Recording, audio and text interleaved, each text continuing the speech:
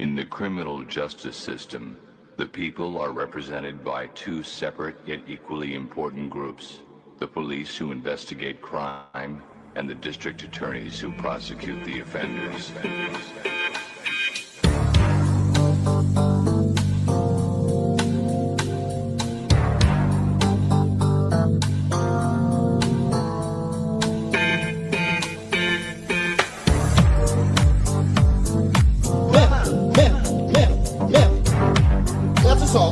That's assault, ma'am. Break that, ma'am. Stop that, ma'am. That's assault, ma'am. That's assault, ma'am. Break that, ma'am. Break that, stop that chair here. These people are going to eject you from this line. That's assault, ma'am. That's assault, ma'am. It is. You cannot touch me like that. Oh, I will be telling them exactly what happened. Break that, ma'am. Ma'am. These people are going to eject you from this line. That's assault. That's assault. We have video. How did that go? I will. Excuse me. Ma'am. Excuse me. Break that. That's assault. Stop that chair. Ma'am. You cannot touch me like that. Break that. Break that. Break that. Oh, I will be telling you. Break that. That's assault. Stop that. That's assault. Stop that. Break that. That's assault. Stop that chair here. We have video for just. These people are going to eject you from this line. How did that show? I will be assault. It is incredibly appropriate. I will. You cannot touch me like that. That's assault. Break that. Stop that chair here. Ma'am, you cannot touch me like that. It is an incredible. That's assault. Break that. That's assault. Break that. Stop that chair. Ma'am. Stop that chair. Ma'am. Stop that chair. Ma'am. These people are going to eject you from this line. Break that. That's assault. Break that. Ma'am. Break that. Oh, I will. Ma'am. That's assault. Oh, I will be telling you exactly what happened. Stop that chair here. That's assault. Break that.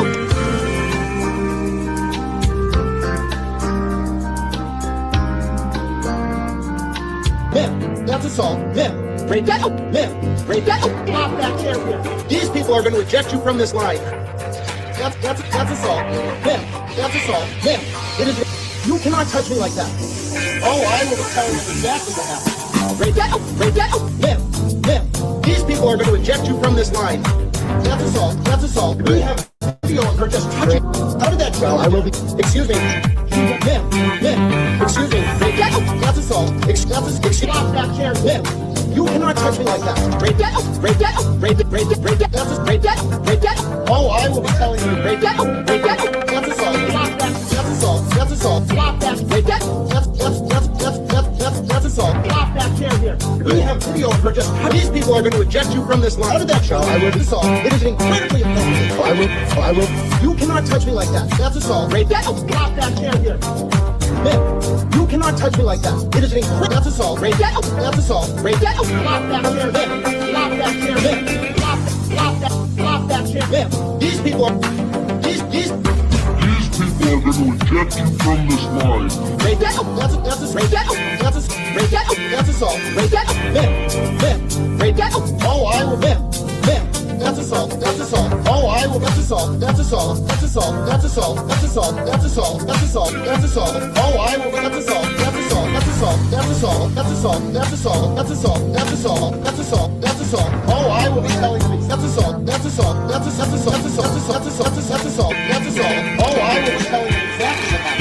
Stop that chair here. That's assault. Break that. That's assault.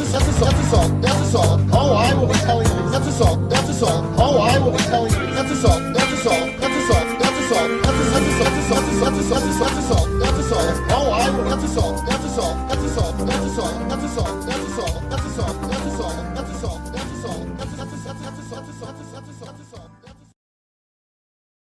I got money. All right. I got a house. I live right here. And put on some clothes, all right? Marcus? What the hell are you doing here under this bridge hanging out with these homeless people? Robert, I am blind. You're blind? Maybe it's because it's dark outside? There's been an incident. Oh, okay. Oh, ho, oh, baby, oh, no. Oh, okay. What's up? I legally can't go back to Michigan, Robert. What the hell happened in Michigan? This guy's scared. I don't think the IRS is very happy with me. Oh, okay. Me too, brother. Yeah, I'm no longer blind. you can see again? Okay. Well, that's great. It's a miracle. Thanks.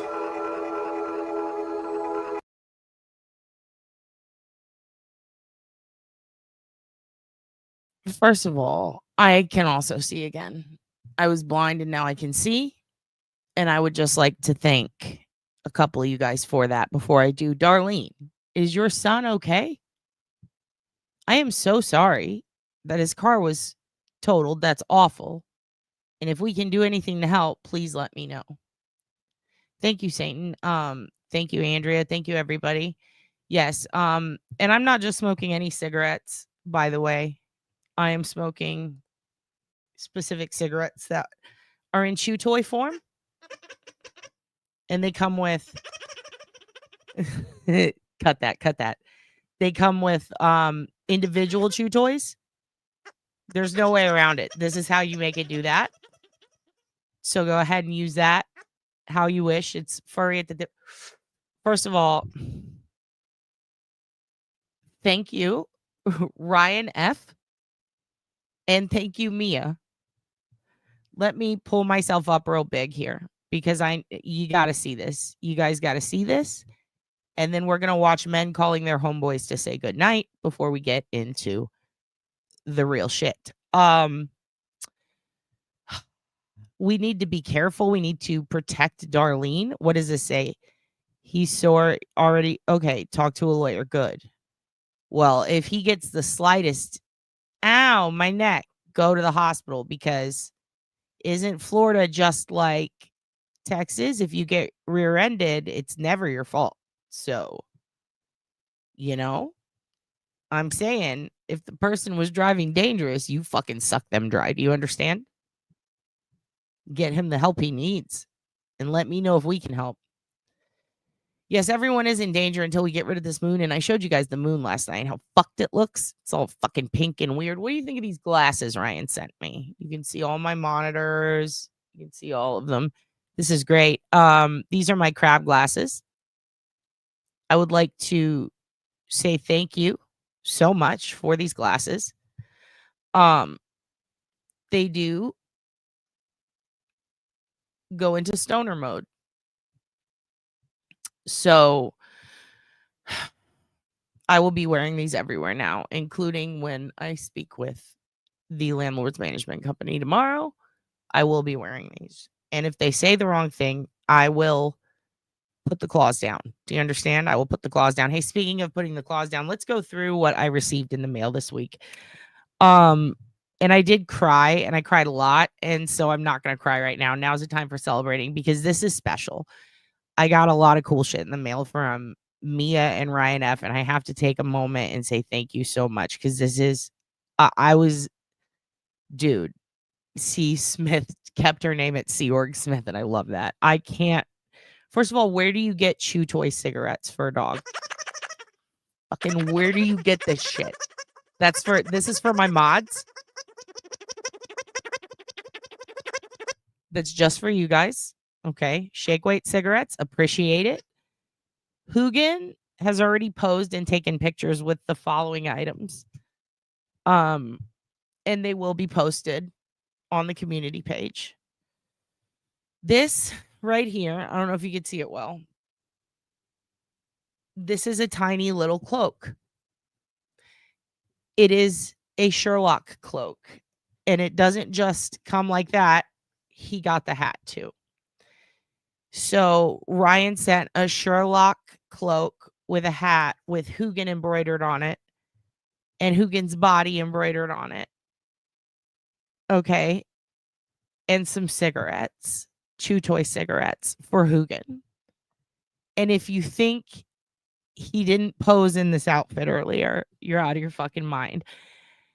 And not only did he pose, he got to pose with a special new toy that he will not even chew on. He just slept with it and he adores it. And you can tell he wants to keep it forever.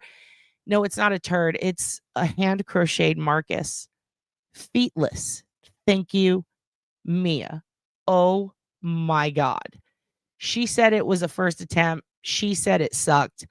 I think it's amazing. I think it's amazing. It's amazing, Robert. It is perfect. He fucking loves it. I don't even know if this was meant for him, but he has made it his. It is his baby Marcus, and he has already slept with it. And when I tried to take it from his body as he was sleeping, he put his paw out and went, "Ugh." So I had to put it back. He has been fast asleep for a few hours, so I was able to sneak it out. It is perfect. The cloak and the tiny Sherlock outfit are perfect. I do not know how to thank you guys enough. The crab glasses are perfect. Now, this is the shit that made me laugh really hard. Okay. So she said I could give away some of this stuff and, keep some of it. And I'm just, first of all, keeping the cigarette hair clips, keeping them. Beware of wombats, it says. There's tiny wombat hands. Okay. So I've not tried those on Hugin yet. This is a Nikki Haircuts inspired Jen McCabe that goes, it's the clacky teeth. We might have to give this away and maybe raise some funds for Karen Reed because this is crazy good. And there ain't no way I'm keeping this bag because I know this was meant to be a joke. This had to be this. If it was, this is the best long game joke. You sassy bitch. And Ryan, I love you so much. You know I hate Dunkin' Donuts. Yet probably headed to Dunkin'. Are you kidding me? Rude. Hilarious. Amazing. Had no idea they made these. Unless you made it. It's fucking sick. I think this and maybe and the Jen McCabe. We're going to have to do like a Karen Reed giveaway. Because that's what Ryan wanted. Now this, I don't know if I can give these away. They're too perfect. It's a pocket hug. And it's a salt. It's a crab and it's a salt. That's a salt. Okay. That's a salt. And a tiny little crab. This is amazing. This is amazing.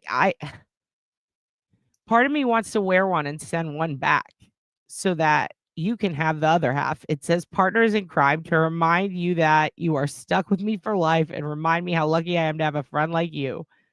But here's the best part. It's tiny little handcuffs and it's Jen McCabe and Carrie Roberts 2025 collection.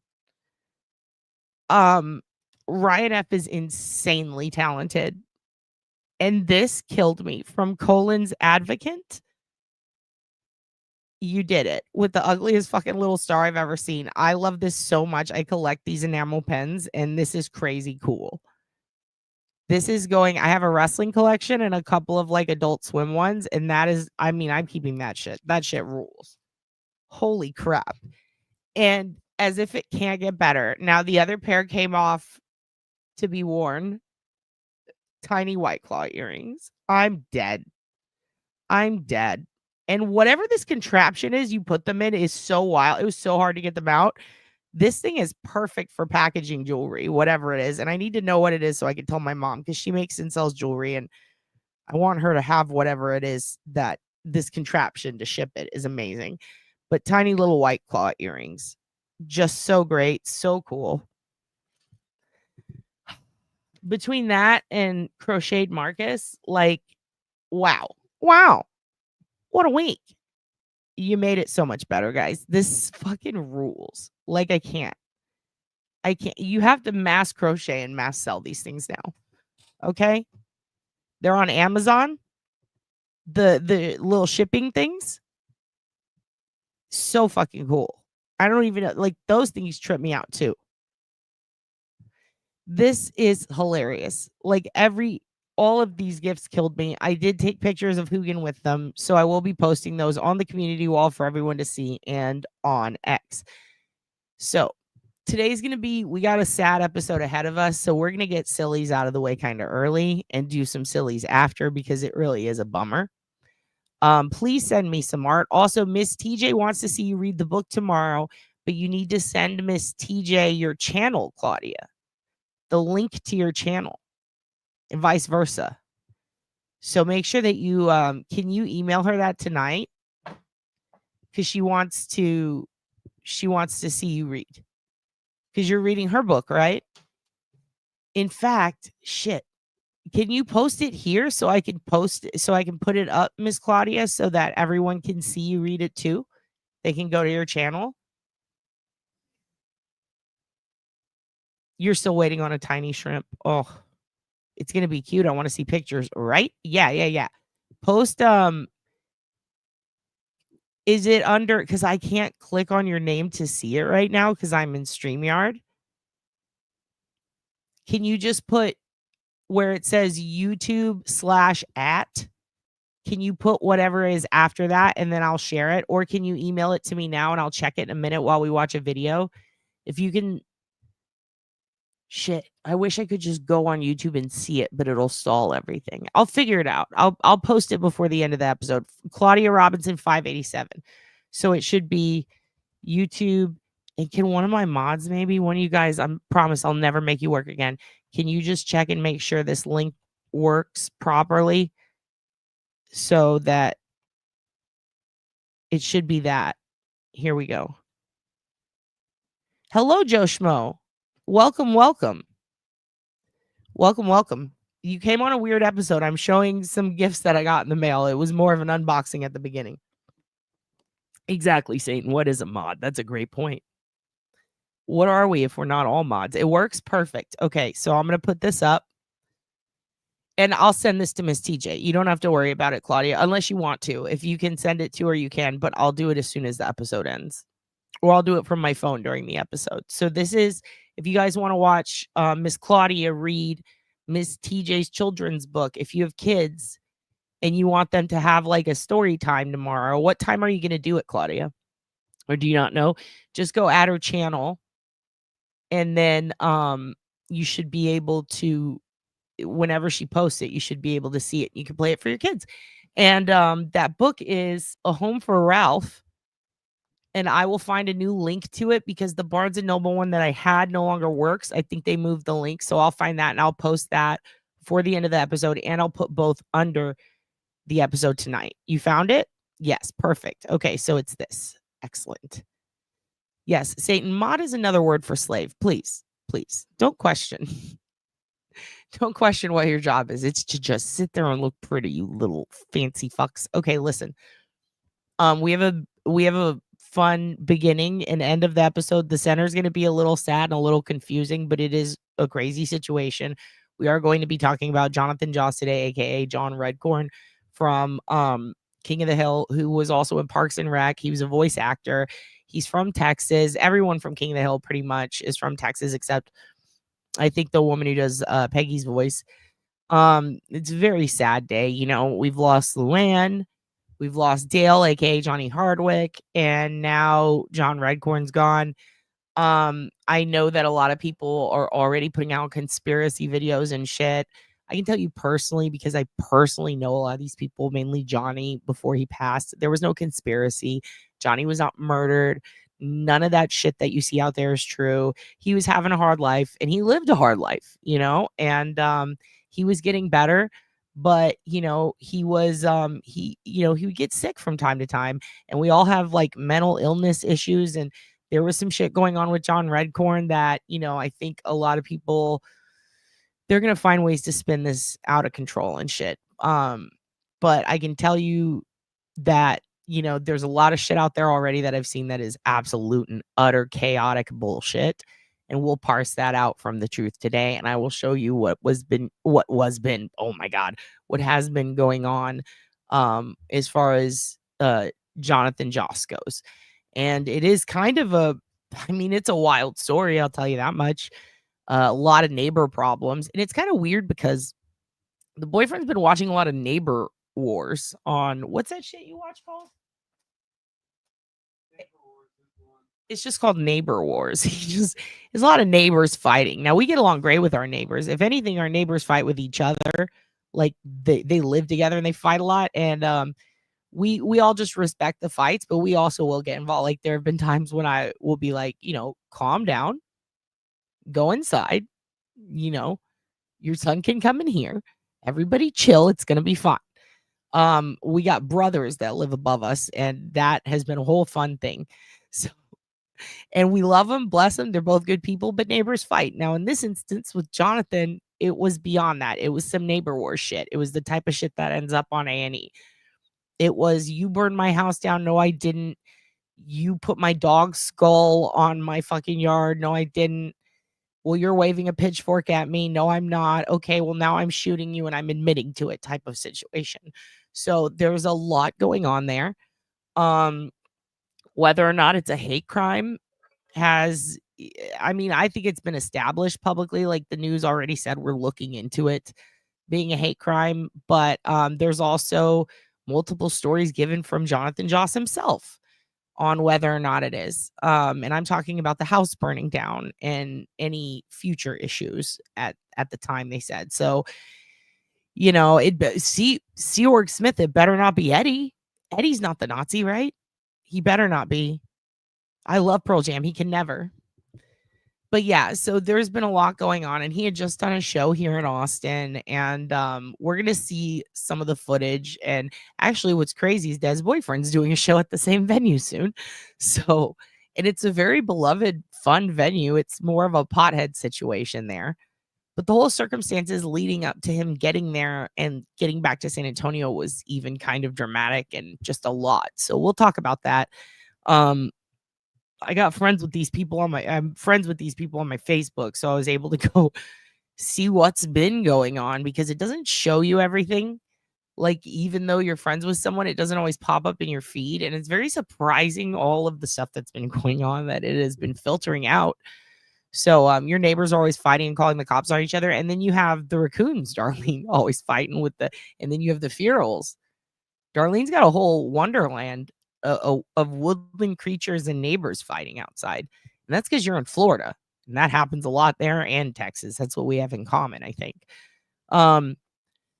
Before we get into any of that stuff, though, I'm going to play this video for you. I hope I don't think I'll get taken down or have any issues.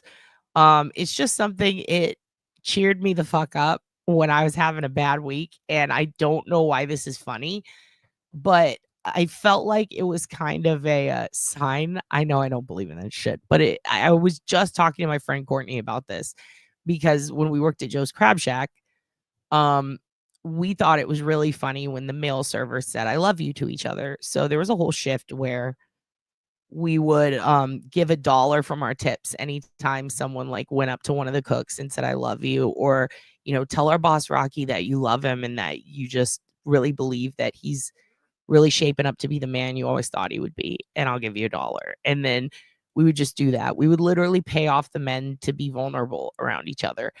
And someone started this TikTok trend where guys call their homeboys to say goodnight. And it's supposed to be like a prank. Like, let's see what happens. And it pretty much always ends up very, very funny. And I don't know why. And I just want to see what you guys think of this.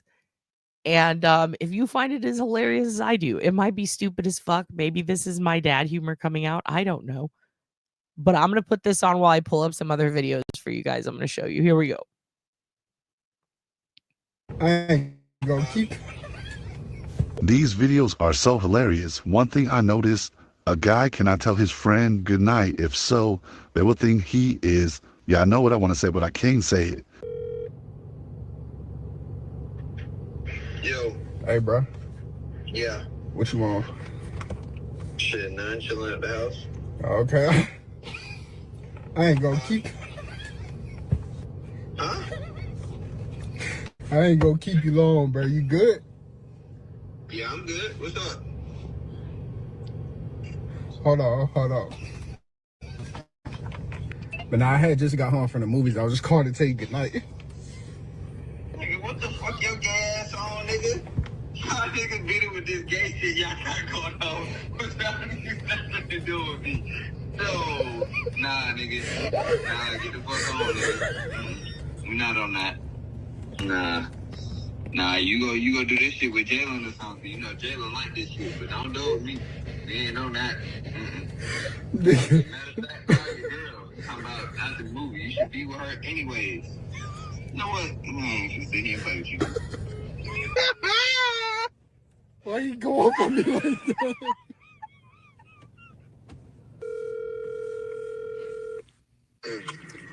Yo, Yo, man.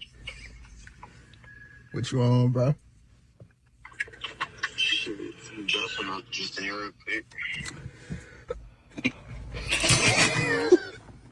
You hear me?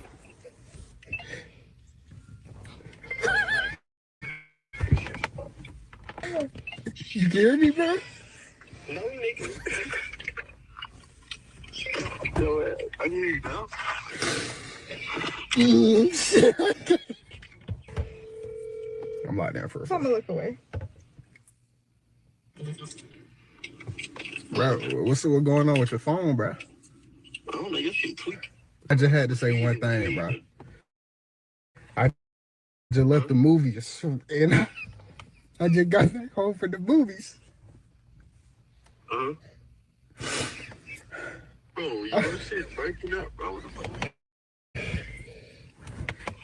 Now I'll just call and tell you good night type shit. Nigga, what? You heard what I said? Nah, I didn't hear it. You said you leaving the movies and what? I said I just got home. I was calling to tell you good night. I just want to unpause and say I absolutely love all of his friends are like, what the fuck? Now, one of my favorites is when a dad does it. There's this dad who does it to his buddy of 40 years. And they both just start laughing so hard they can't breathe anymore. And I don't understand why it's so funny, but it is.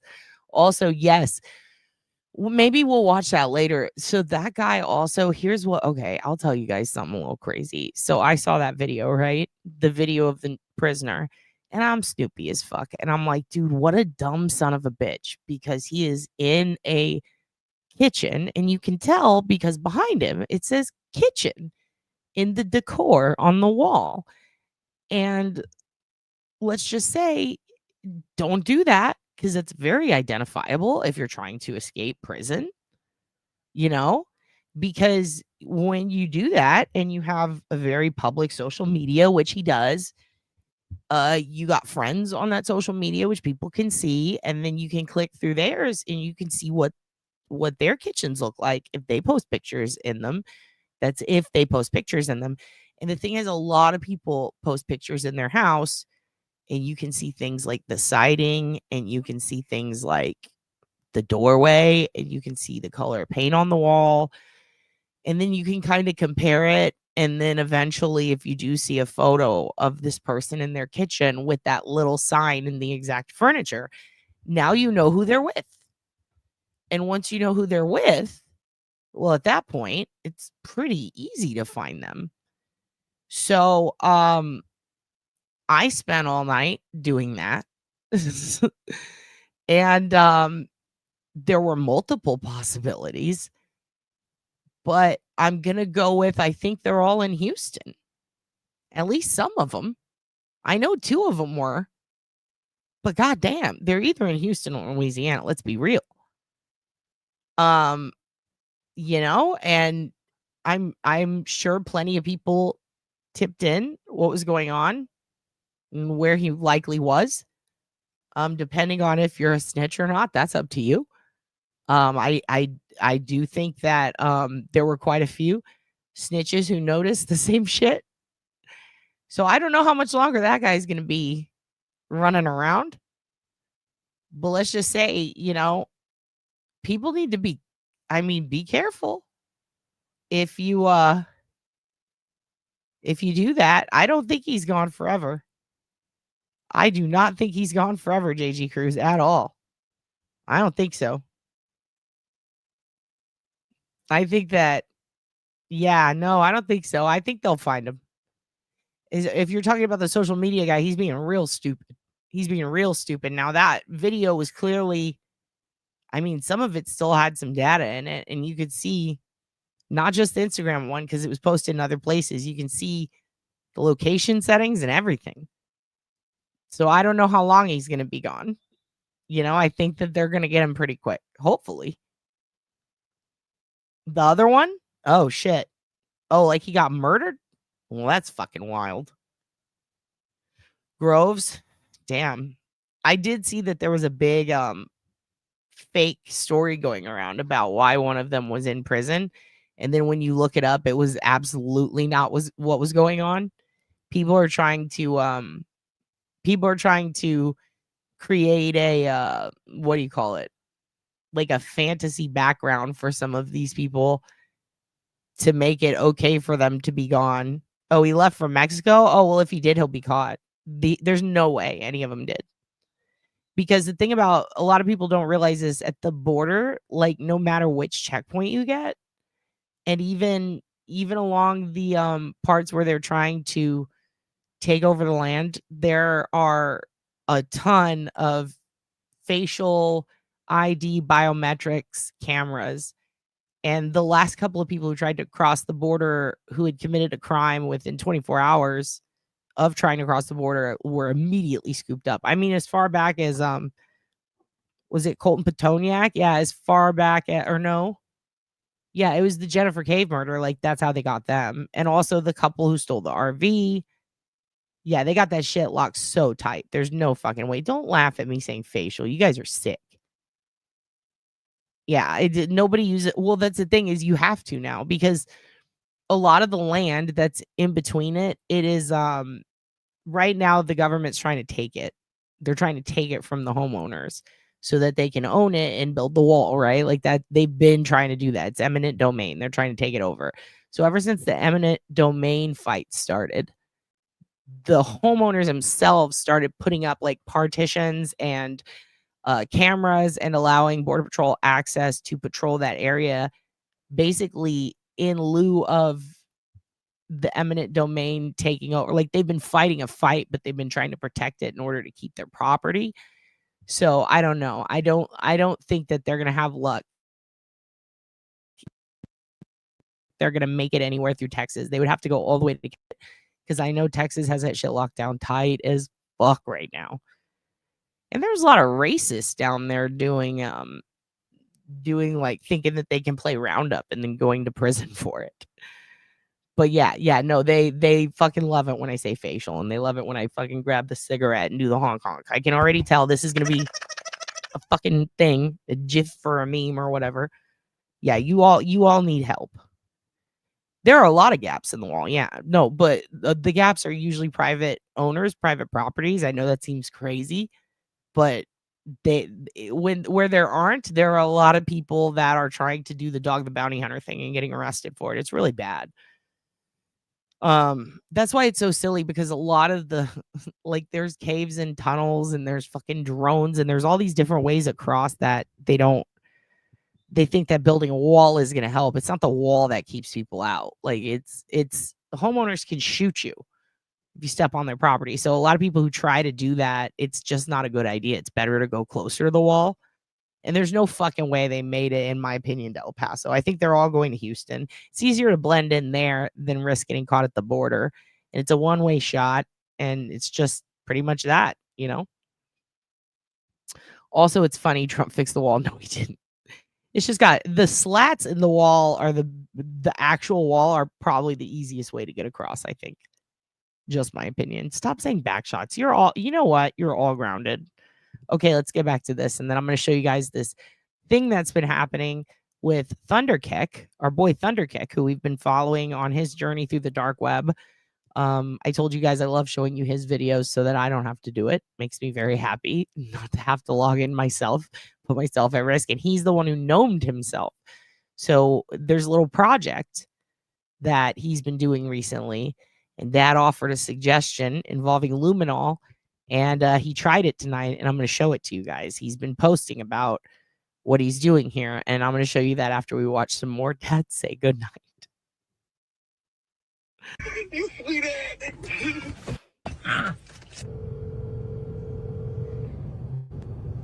Hello. Yo, What? what you on? Chilling, bro. I just got back home. You said what? What's up, bro? I just got back home from the movies. I was just calling to tell you good night. Hold on, bro.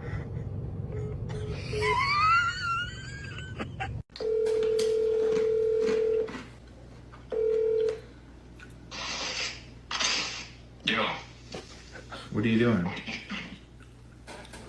I just got home. What are you talking about? I just seen you 30 minutes ago. Yeah, bro. I just want to say goodnight to you. Like, I just want to wish you good night. That's it.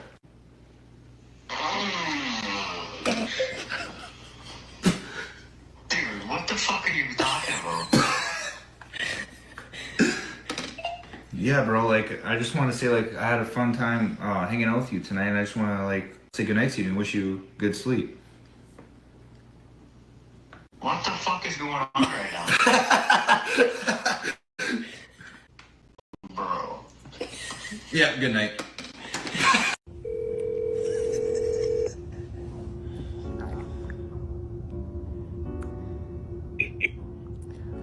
Yo, bro. Sure. Yeah. Alright. Yo, bro. Your butt played with, bro? Like, I was just calling you to say goodnight, bro. yeah, bro. Yo, you good? You getting active or what? Like, you sound like you giggling, getting your butt played in when you call me and all that, bro. Bro, just saying goodnight, bro. Yeah. Yo. Yo, Larry. Man, you calling the wrong number. These freak hours. You calling me. Yo, bro. What's up, bro? Shit, bro. I was just calling you to say goodnight, bro. What are you talking about? What you talking about, bro? What you talking about? You calling me to say goodnight? I was just saying goodnight, bro. Tell you have a good night. What you calling me saying goodnight for, freak? Yeah, pause. Yo. Bro, I just was saying goodnight, bro. That's bro. It's 11 o'clock over there, bro. You talking about good night, nigga? All right, bro. Good night, bro. Why you calling me saying? What's up? Yo, what's good? Good, bro. What's up, dog? Shit, Shit, I'll just call you to say goodnight, bro. good night. Give me something. I'll just call you to say goodnight, bro. That's What you mean good night? I have a good night, bro. What you doing? I ain't doing nothing, bro. I just call you to say goodnight. Fuck out of here, man. You ain't coming for a good night, man. I want you guys to do this. I want you guys please convince your husbands, your common law husbands, your boyfriends, yourselves. Just call your friends and say goodnight. And, film it and send it to me. That's all I'm asking. What you doing? Bro, I just said goodnight, bro. You ain't calling me say good night, you fucking dickhead. You don't call me You fucking dickhead. Say good Nah, night. I'm about to call it a night, bro. I'm getting a little sleepy, bro. I was really just calling to tell you good night. What do you mean calling me to tell me good night? I don't want to say Shit, I'm fresh out the tub, bro. I'm feeling refreshed. Fresh out My the eyes tub. kind of getting heavy and shit, bro. I just getting tired, bro. It's been a long day. It was hot as fuck today too, bro. I ain't really want shit though. Shit, I was calling you to say goodnight before I go to sleep, bro. What? Oh my God. You was calling me tell me good night? Yeah, my nigga. Shit, nighty night. Sleep Night tight. night.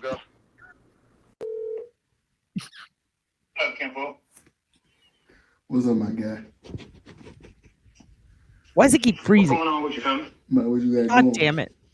Keeps freezing. Shit. I'm ready to head to work. Man, we shit. Man, I was just calling to tell you good night, bro. I'm finna go lay down next to Ashley. Fuck you, say? I'm finna go night night. I was just calling to tell you good night, bro. I'm finna go lay down next to Ashley, cuz. I thought about it before I lay down, bro. I just want to hear your voice, bro. Good night. I just want to hear your voice, bro. You sick, man? You sick? Hell no, nigga. I just was thinking about you, so I'm finna go lay down, cuz. Just want to tell you good night, bro. All right, Tim. All right, man. Okay. I'll get it to you tomorrow, man. I'm All right, finna my go guy. night-night. He like, I don't know what to say. I'm finna go night-night. He like, I don't know. He going through something. This is exactly my old roommate Ryan used to talk like this. He's the one who always says your treat. He would always you're doing the dishes, your treat. He would always say I'm finna about everything. And I'll never forget every night he'd be like, all right, I'm finna go night night. And this is the first time I've heard someone else say that, and it makes me so happy. I'm finna hear your voice, cuz. Nah, y'all get in there. What's up, bro? What's up, my guy? What's up, dude? Man, shit, bro. I was just calling to tell you good night, bro. I'm finna go lay down next to ass and this shit. I just want to hear your voice. Hold on. Let me put you on speakerphone.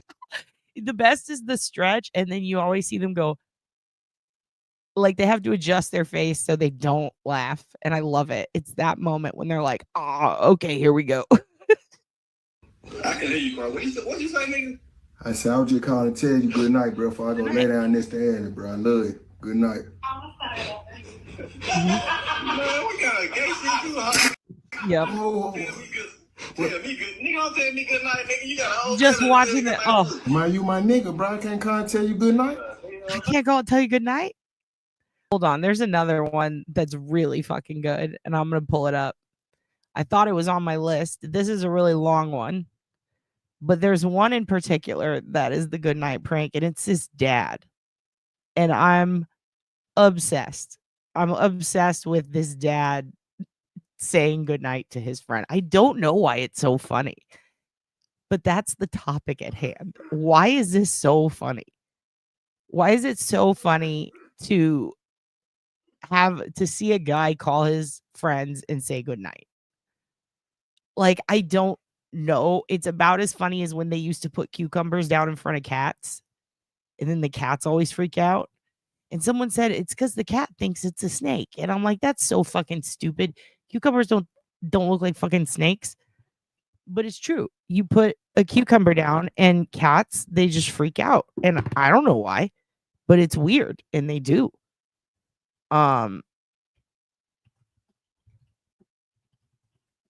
Here, the other one is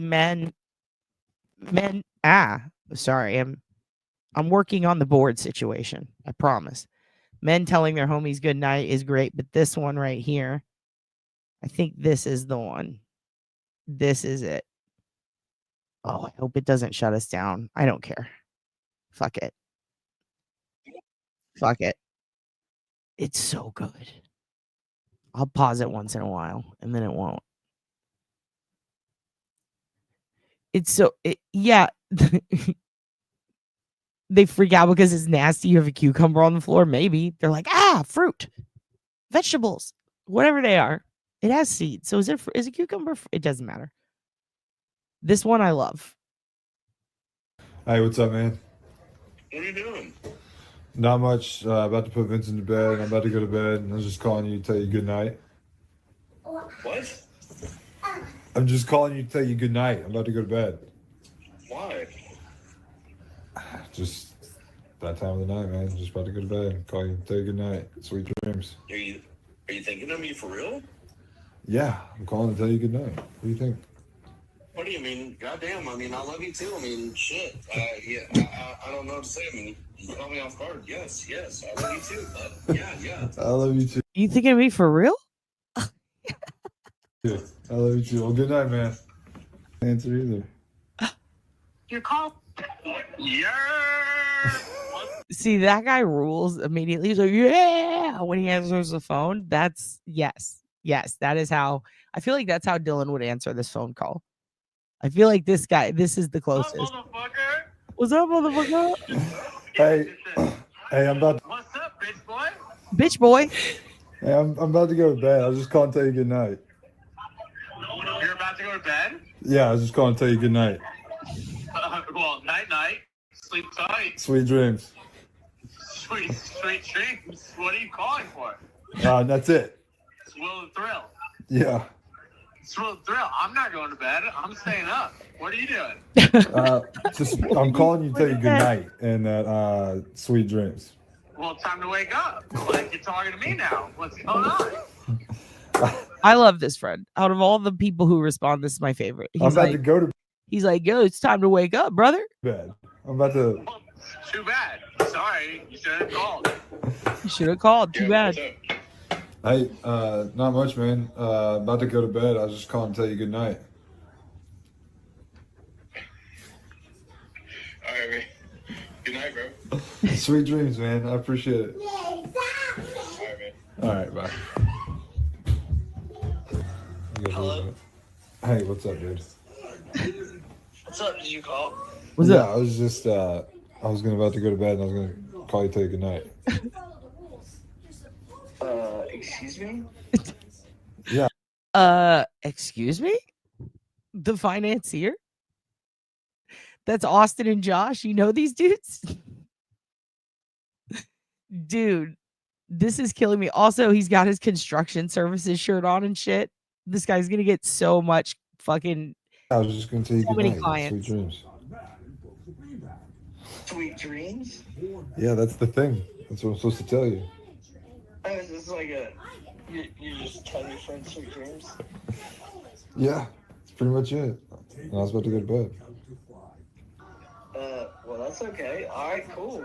Nice, dude. It's like 8:30, so you're going to bed?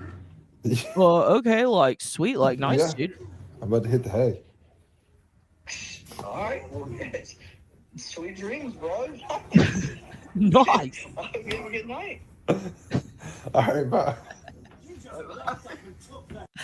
That dude was so excited that his friend told him good night. Well, yeah. Yeah, man. What did she do? She did gymnastics. What did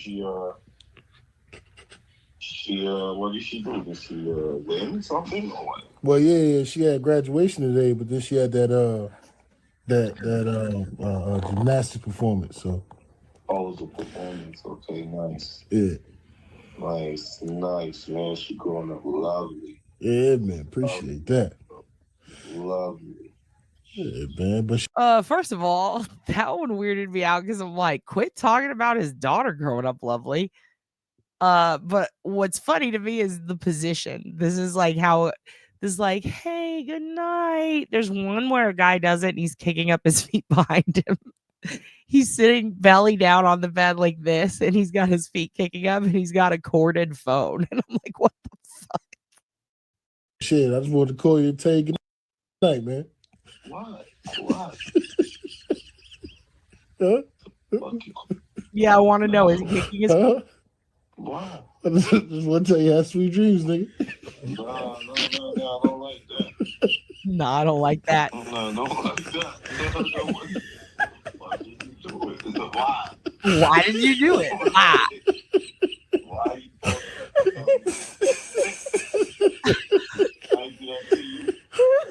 Do I do that to you? Then why you do it? What's going on?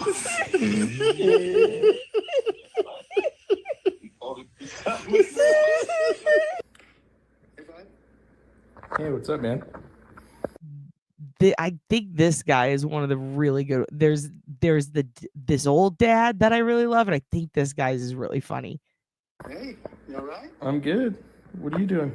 Yeah, because this is the guy that looks like Kirk, whatever from Metallica. Is it Kirk Hammett? No, who's the one he looks like? He looks like the lead singer of Metallica to me.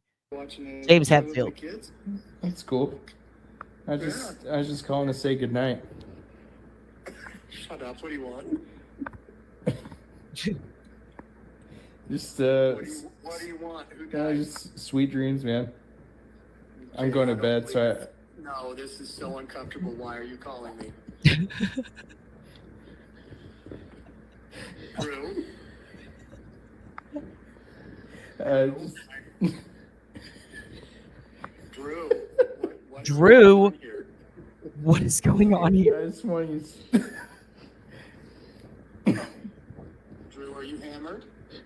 Are you hammered? No, dude, I'm sober. I just wanted to. As usual, I'm sober. I just wanted to tell you. I hate this conversation so much. I just wanted to check in and just tell you good night. Okay, well, I'm going to pretend like this never happened. gonna pretend like this never happened. Okay, At see you some later. future date. Night night. Sleep tight. Oh my gosh, creeper, bye. That's what he said. This one's great. I love this one too. I love them all. They're fucking great. Hey, what's up, man? What's up, bro? How you been? I'm good, man. What are you doing? Chilling, packing from Puerto Rico. That's awesome, man. Hey, man, I'm just calling to tell you good night. What? I'm just calling to tell you good night, bro. I just want to tell you sweet dreams. Good night. You a grown man. Tell another grown man good night. I just want to know what's wrong with saying good night. So this is the most southern one I've seen because as far as I can tell, this is probably how it would go with most of the dudes I know. It would be a philosophical debate with a southern accent.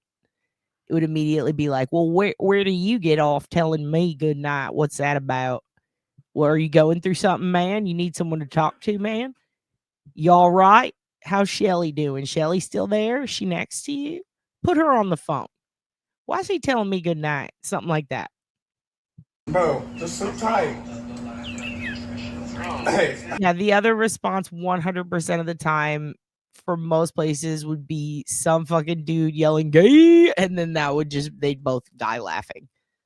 What I find funny is when they want to talk about it, when they're like, wait, why are you doing this? And then the ones who get immediately, they're like, do I need to call someone? Like, are you mentally well? Is now the best one is when they call, like, if it's like a gay brother or family member, they'll just be like, what the fuck is wrong with you? And they'll just chew their ass. And I love those. I've watched a lot of these. They can fall into like, so far there's about 8 different ways it turns out. We've already discussed some. The best is the older dads, because especially like older, like Irish and Italian dads. Because the Italians they're a little different. They go, what are you fucking doing this for? What's going on? Is everything all right? Like, it's almost like Southern, but with the accent. Now, the Irish, basically the pasty white dads and the Florida dads, they'll just start laughing and one will hang up. Now, with the Latino dads, they just laugh. They just laugh for like 3 hours. For like 3 hours. It's fucking crazy. Then there's like the young dudes, and with the young dudes, like I'm talking like in their 20s, and you can tell, and they just like bought their first house or some shit. Like, hold on, let me fix this. This shit went awry. It went awry. They will almost 100% of the time be like, what's wrong with you, dude? Well, why don't you come out? Why don't you come out like that one guy? Like, try to get them to wake up. This needs to be studied. That's what we're doing. We're studying this. No, for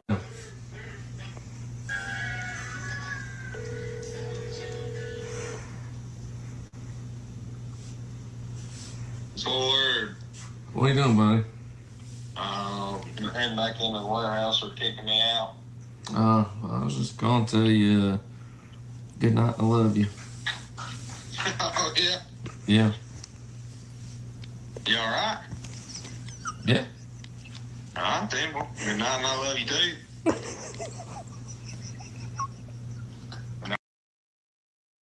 I lied. This one's my favorite. This is the one. I didn't realize this was in this compilation. This is the one that reminds me of Georgie from Young Sheldon.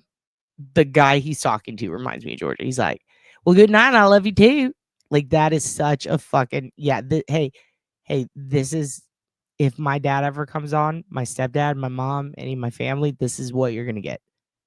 This is what you're going to get. A lot of this. A lot of this. The exact conversation, probably. I'll try to get my brother to come on one time. Maybe we can get him to call his friends and say goodnight. Call my dad to say goodnight. If I could get my brother to call my dad and say goodnight, I love you. I think that's the one. I have no idea how he'd respond. My dad would probably be like, what the fuck is wrong with you? Like, immediately.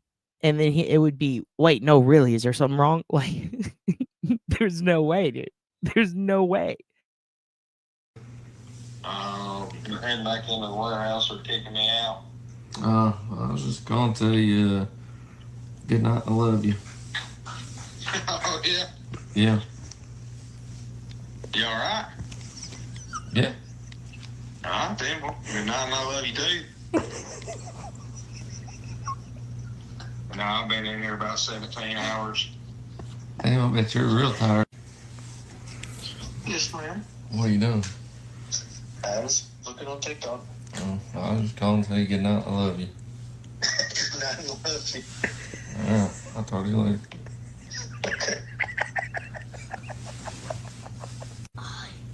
That's a bit funny. And Steve. Oh, he's inside. What up? Oh, what are you doing? I was just sitting here Oh, watching this Final Destination. What are you doing? I was just calling to tell you good night. I love you. I heard that. Say it back. Good night and love you. What are you doing? I love you. What are you doing? What you doing? You called me. You called me just a minute ago. Well, I said what I need to say. That was weird. You're weird. Not as weird as you are.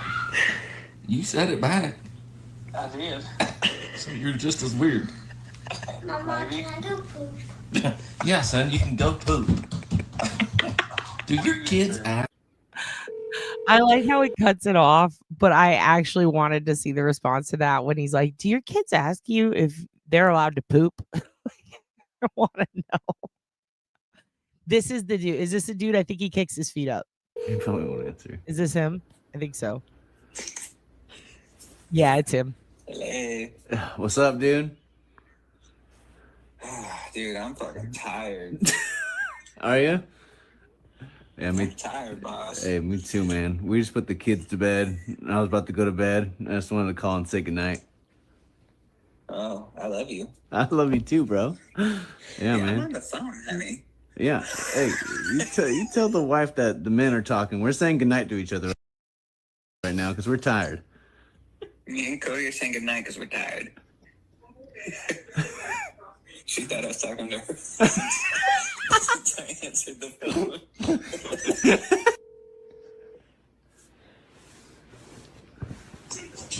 What's up, brother? Hey, what's up, dude? What up? Hey, I was just we just got the kids to bed, and I was getting ready to go to bed, and I just wanted to say goodnight. This motherfucker. Get your ass over here. Have a beer. What are you talking about, dude? I'm getting ready to go to bed, and I want to say goodnight. Hey, I'm okay with that. But come tuck me in then, daddy. I mean, I'll play your little fucking game with you. I guess I can come over and tuck you in, but I'll play your little game. You want to call to tuck me in and say goodnight. Dude, I love this. All his friends are game. I'm going back on this one because I just love it. He's like, I'll fucking tuck you in, dude. You want to go? You want to go? The best is when his friends like tells him I love you first. He does. This guy has the best friends. It did escalate. He's like, you want me to fuck you in the ass? Like, you're just so fucking chill. Your kids act. he probably won't answer. He probably won't answer is the best. The self-doubt. Hey. What's up, dude? Dude, I'm fucking tired. Are you? Yeah, me. I'm tired, boss. Hey, me too, man. Tired, We boss. just put the kids to bed, and I was about to go to bed. I just wanted to call and say goodnight. Oh, I love you. I love you too, bro. Yeah, I'm man. on the phone, honey. Yeah. Hey, you tell the wife that the men are talking. We're saying goodnight to each other right now because we're tired. Me and Cody are saying goodnight because we're tired. She thought I was talking to her. So I answered the phone.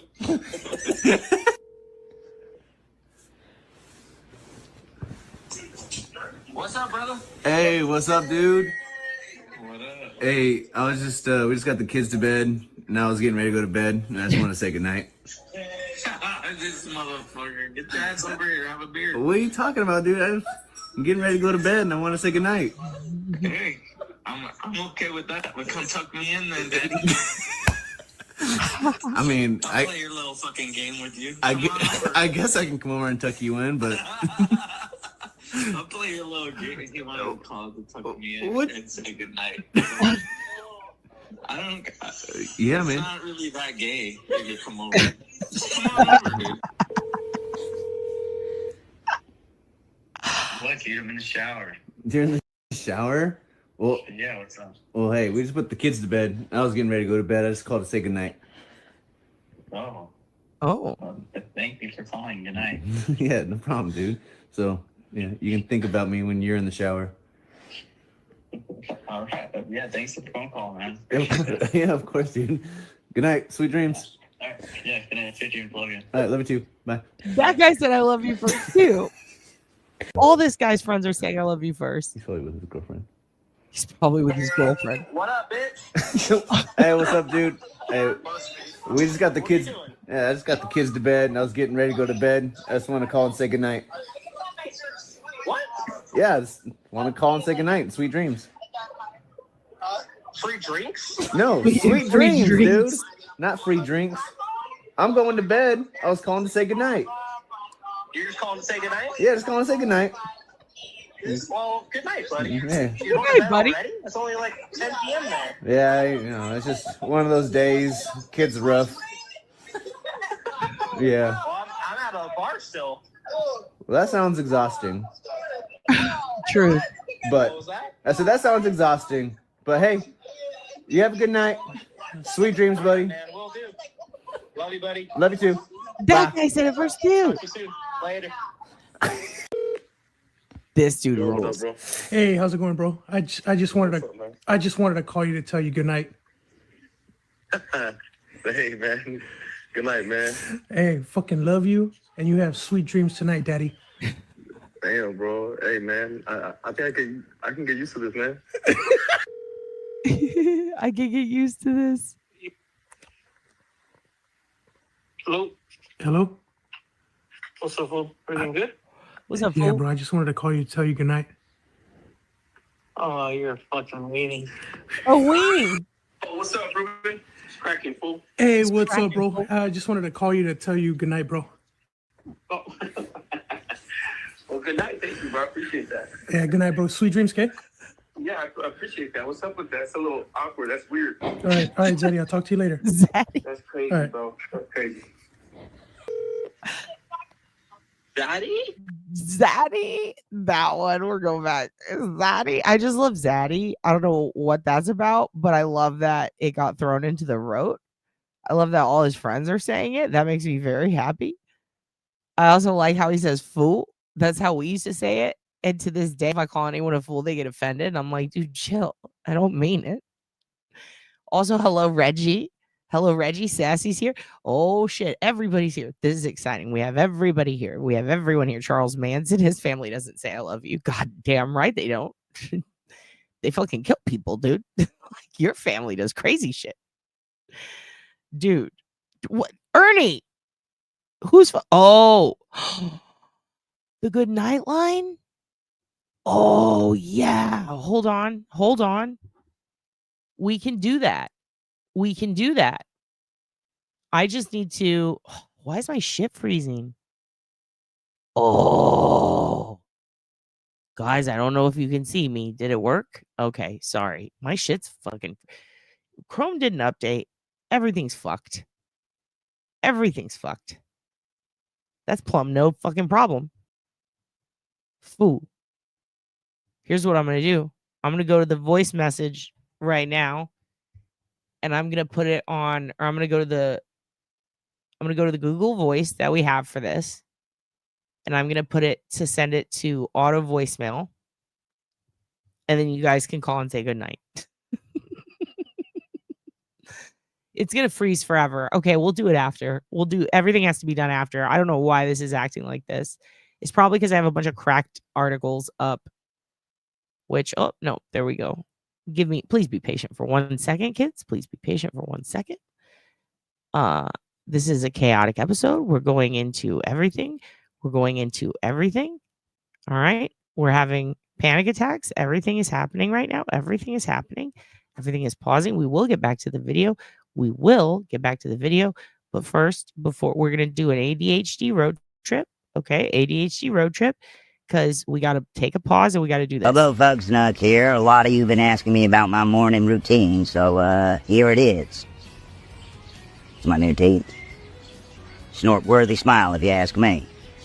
So I like to start my morning by waking up at 2 in the afternoon, get a quick lift, lick, and lurk in before I go off and spend the next several hours in the woods. And this time is mainly for my freeform lurks. I just lurk like no one's watching. Then I head into town to do some casual creeping. I mean, I'm freaking everyone out because I'm getting in my squirms. But you gotta squirm to stay firm. I forget what I'm doing for the next 3 days and get an office job that I absolutely hate. Spend most of my time hiding in the storage closet, but all my coworkers know I'm in there. The next 26 hours I'm purposefully unconscious, come to so I can try on some tuxes because I'm getting married. Love to Ragnora. I'll practice my funeral for 30 minutes, at which point I gotta pretend to listen to someone tell me about a dream they have, but I'm really just thinking about what I'm gonna say. Then, and this is important, I'll just wait, eerily, for hours. What am I waiting for? A big heap of nothing. I wait to wait. I'll spend 2 minutes trying to create fire with my mind, giving me just enough time for a last lurk before the day begins. That's the Bobo way.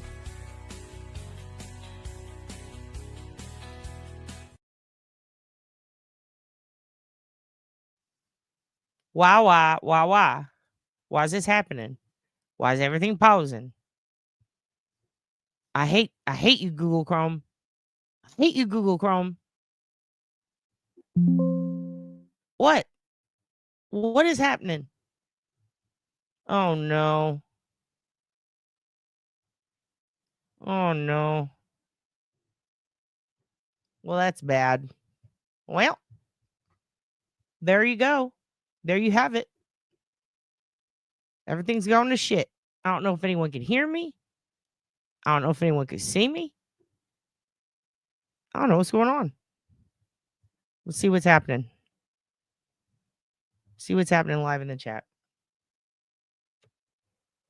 God damn it. Why? Why, Google Chrome?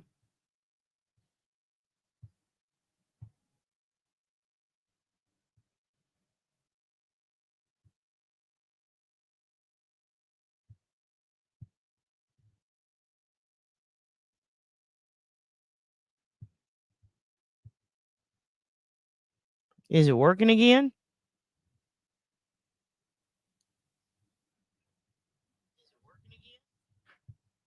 There we go. It's working again. Can you see me? That's another question. I don't know. I don't know. I wish.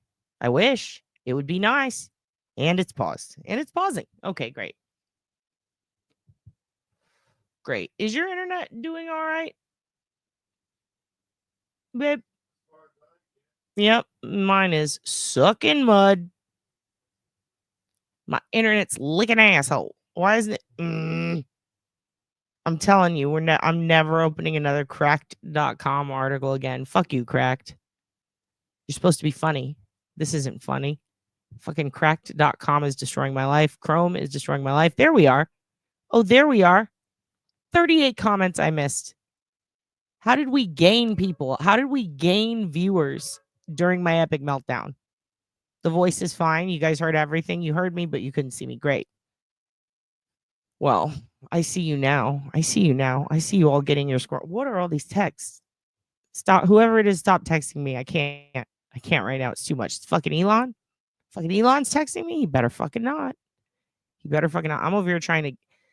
God damn, dude. Don't update your Chrome. If you get the option, don't do it. Because see, it just keeps freezing. It's really not worth it. I would just keep whatever bugs were in it before, because at this point, it's like, what are we doing here? StreamYard obviously cannot handle a website coming up. Now it's pausing again. Good. You know what, guys? This is probably going to be like a 10-minute meltdown. Tune in for the thrilling thrill ride that is my internet. What the fuck? It's the floods. It's because we're Sanctuary City. Come on. Come on, internet. You're being a real bitch right now. Get your big boy pants on. What are we doing? Fucking internet. All right, I'm closing it. I'm closing it. It's fine. Crack.com is closed. Please work. Please. Oh, okay. Oh, okay. Well, this is great. This is just what a jamboree. What a fucking. This is why I vape. This is why I vape. I don't even know if they can hear me. It's because someone didn't hit the like. I can see that comment. That's fun. It's now everything's just totally frozen. Why does this vape taste like how Schlitterbahn smelled in the 90s? That bothers me. Did you just say, You missed that smell? It smells like soap. Oh, we're back. Hello. Uncle Mike was having StreamYard problems earlier too. Should we call Uncle Mike and say goodnight? Should we call him and say goodnight, Uncle Mike? Schlitterbahn. Bon. You guys don't remember that? It's a huge water park in the middle of the German part of Texas. In New Braunfels, there is a Schlitterbahn, and it is a water park, and everything is German themed. It's not what you think. And they had the saddest commercial growing up. It was a little girl that is standing in it starts out as a badass Schlitterbahn commercial. Kids are having fun, and then it zooms out, and it's a little girl standing in a cute little bathing suit that I had the same one of from JCPenney. I still remember it. And she's holding a hose, and the water's just pouring out, like dripping into a kiddie pool, and it's just hot outside, and it's like a dry, shitty yard, and she's just staring at the TV. And that was the commercial. And they knew that it would hit us all in our hearts, and all the kids would go, "That's me," and all of our parents would go, "Fine." And then you go and you get 3rd-degree burns, and then you're not allowed back. So yeah, that's the one that was next in the lineup, but everything froze. He's like we did back in high school. That was my favorite. That was such a good one. They're all my favorites. You guys like guys calling each other to say goodnight? We'll do that again sometime. Right now, we're on to the fun part. You thought that was the fun part? No, it gets more fun. And then we're going to get sad. So we've been following, at least I have, and I've showed you guys a couple of his videos. Shiloh Hill from LFG, Legends Future Greats on WWE. He's the one obsessed with the dark web. And I really appreciated some of the videos that he put up. His video on Shodan, or Shodan, if you want to be that way about it. Thank you so much, Ernie Birdie, for the $1.49 super sticker. That will go towards calling the Alf Sex Hotline to please the Sea Org. Okay. And I appreciate that. So Shiloh has been going on the dark web to gnome himself, and he got gnomed, and we watched that whole series. He went on there to show us some real life Shodan, which I talked to you guys about, and why that's spooky, and why you should put passwords on all of your fucking cams on everything, right? And some people have like internet access through their fridges, their fridges and freezers now. And one dad in Florida noticed that his fridge got hacked, and pictures of him were floating around on the internet and his kid. So the hackers tried to talk shit to him through his fridge. So it's a wild world out there, and I appreciate somebody showing firsthand the spooky parts. And also, he does actually, I'll show you one. This is one of my favorites because I didn't even know this, and it makes a lot of sense. Because I have some friends in Canada who grew up Jehovah's Witnesses, and I remember when I was looking into a case with one of their sisters. She had told me something like, look up Jehovah's Witnesses, and one of my family fucking believes it's crazy. And I was like, okay. And so I start looking it up, and I did see a lot of links specifying like go to the dark web. And I was just like, that's kind of weird. And it was like places where you could find the URLs for the dark web, because remember I told you would have to basically copy paste one. It's really hard to memorize because they're all numeric, and if it's a Tor, you got to have the Onion browser capability, stuff like that. So which Tor stands for the Onion router. We've talked about that. So anyway, he made one about Jehovah's Witnesses on the dark web, and I was like, this is the best explanation I've seen. And I actually didn't know how deep it still went, or that it really went deep at all. I thought it was like 1 or 2 pages, and it fascinates me. So I'm going to play you this, and then I'm going to show you the ongoing situation with the dark web boots that I've talked about to you guys. I've referenced it, but I'm going to show it to you tonight. And if you want to follow him, he is Thunderkeck on Twitter, and his channel is also Thunderkeck. And I'll post a link to that below, which, by the way, that's his real government name. And his wrestler name he chose is Shiloh Hill. But it's like, Thunder is such a cool fucking name. What? All right, so check this out.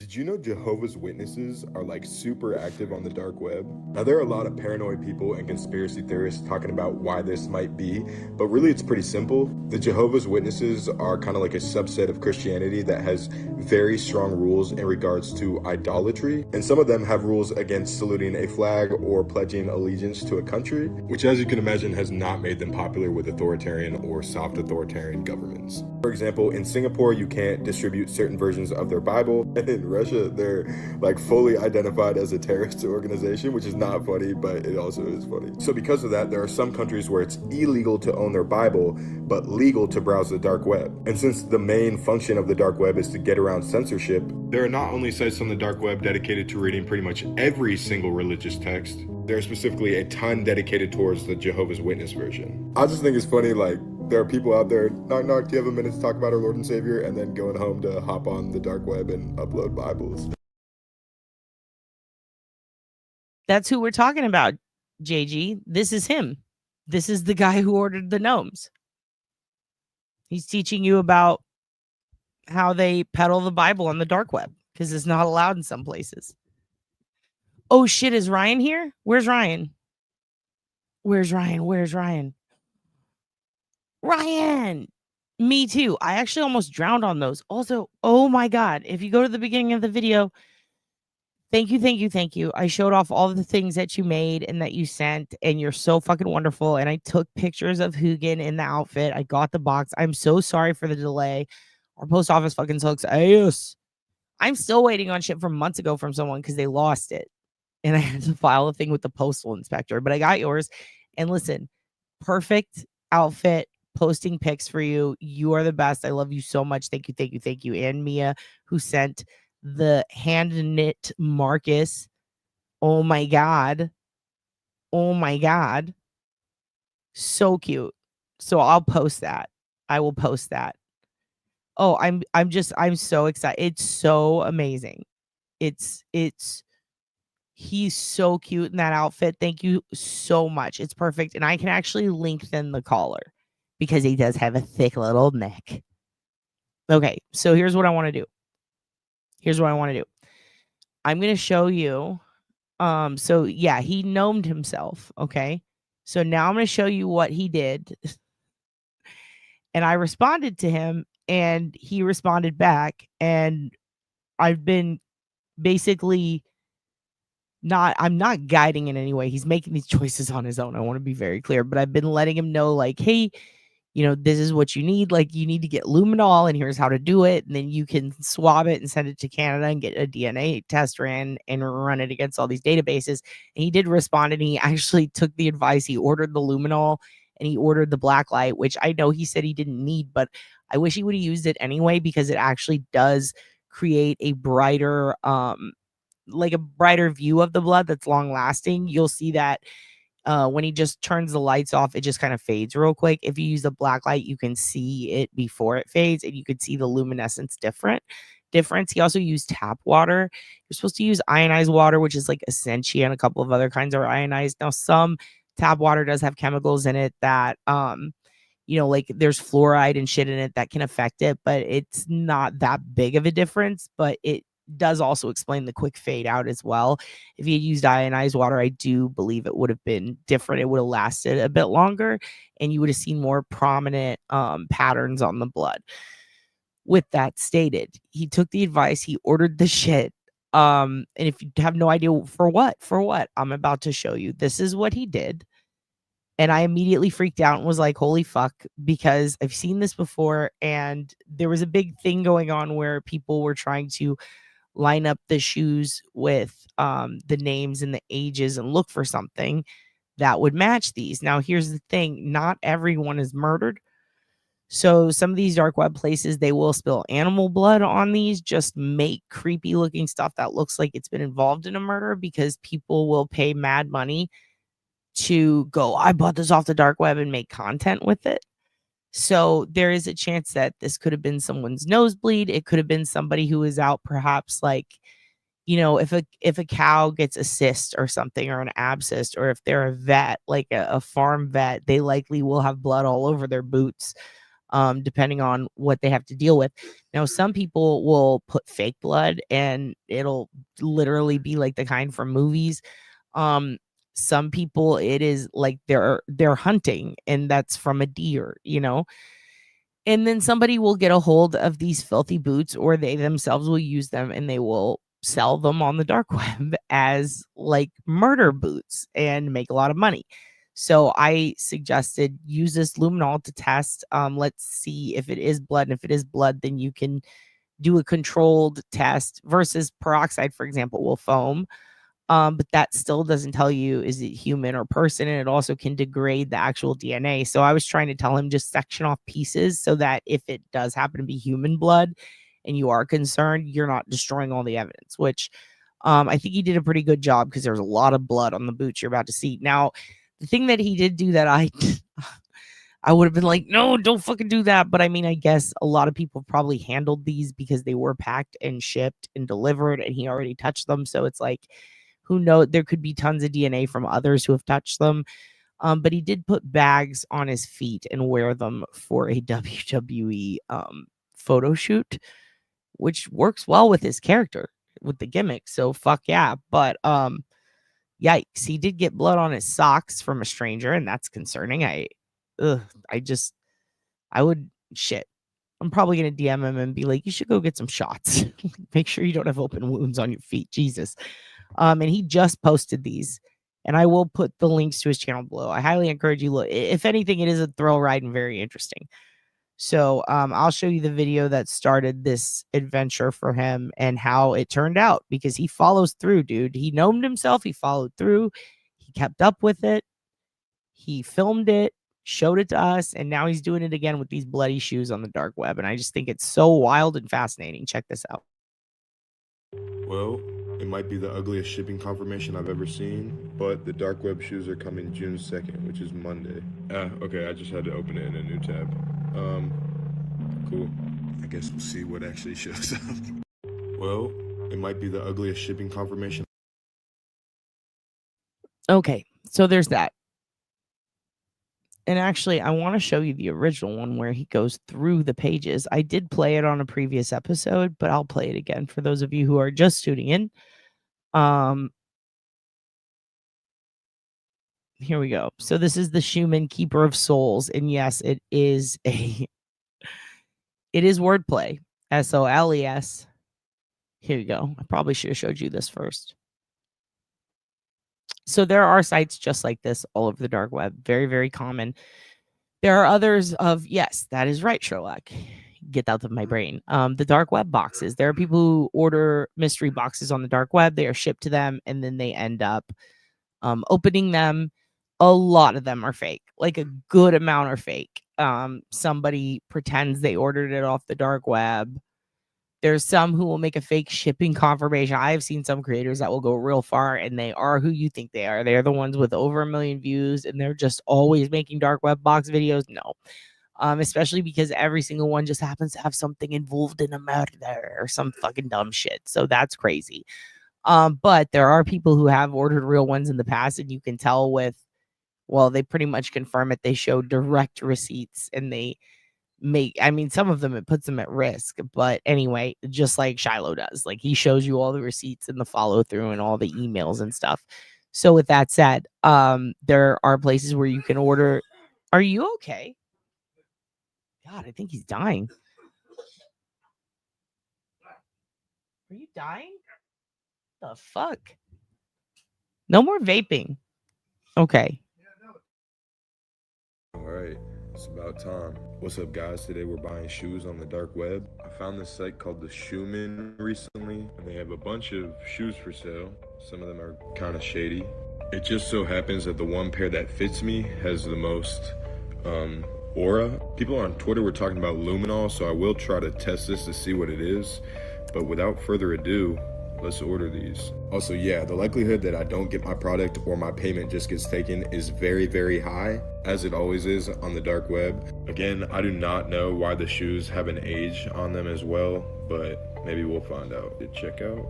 I've never had a site on the dark web ask for my name or birthday, but also I have no idea why it has a rental length, but that's very weird as well. I guess I'm going with 1 year rental length. Very strange. Maybe I'll learn more about that later. I gotta copy this address, paste that in. It's bizarre. I'm actually making a little bit of money here because of the conversion rate. I gotta wait for this to go through. And there we go. Submit. Okay. Transaction received. We will email you your tracking. Okay, that's always a good sign though, because the listing for the product I got is gone, which hopefully means that I do actually get sent something. I guess we'll find out. Okay, so there you go. So he ordered the dark web boots, and then you saw the shipping get sent out. So we see that, and now we're gonna watch the next one. Also, hello, Laura. Good morning to you, or good evening. I don't know what part of your day you're at. Des' boyfriend is not dying. He's fine. He took his inhaler. Also, boo to you, man. Boo to you. So here's what we're watching, Laura. We're watching Thunderkick, our favorite wrestler from LFG. He's the dark web guy who gnomed himself. Now he ordered the dark web shoes. They have shipped. Okay. And here is an update on that. First, we're going to watch the unboxing. And then we're going to watch what he did when the luminol came in. All right. And then we get some finality to this never-ending saga of the dark web. Got delivered. I'm headed to the P.O. box right now to go pick them up. Here we go. Got something.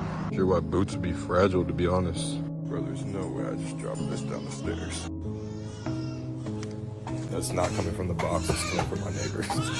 Also, regardless of what's in this box, I'm gonna go live on Twitch around 9 Eastern time to discuss.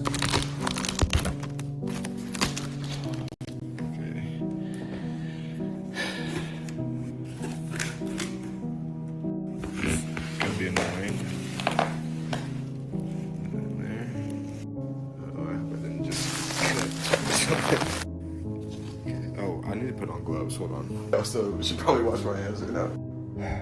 Here we go. The hole in the gloves immediately makes me nervous. I am going to be setting up some gloves.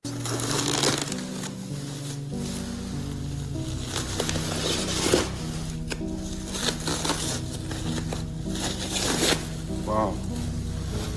Okay, these are real. All right, pausing it to go back. Did you see what I saw? This is what fascinated me on this video because I was very surprised. Doesn't that look like handprint?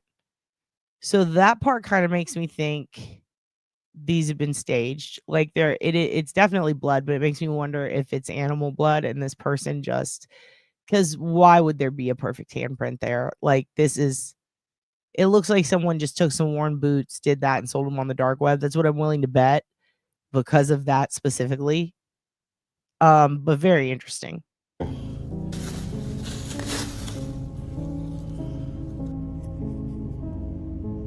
Yeah, we're gonna have to test this. The luminol gets here tomorrow. But, ooh.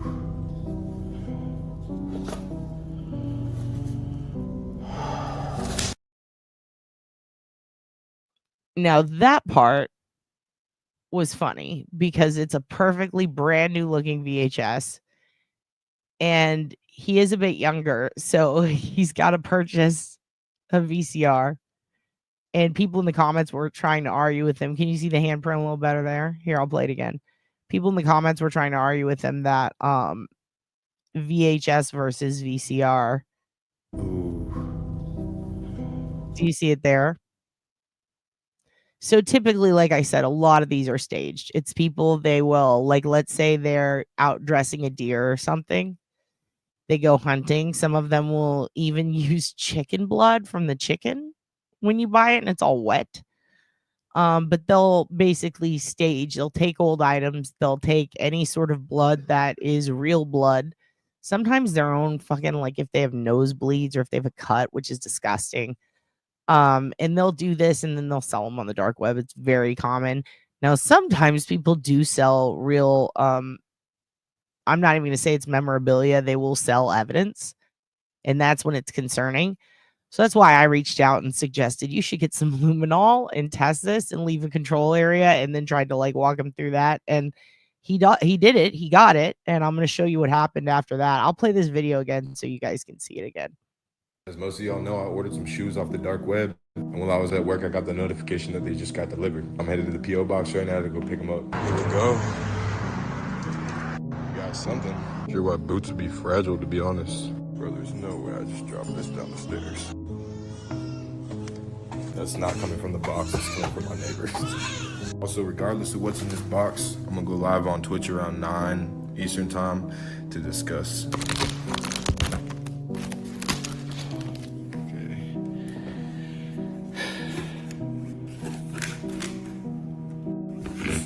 Be annoying.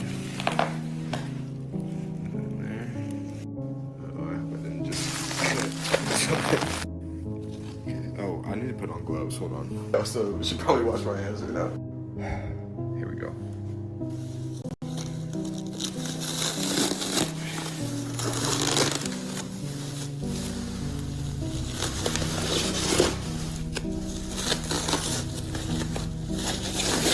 Wow. Okay, these are real.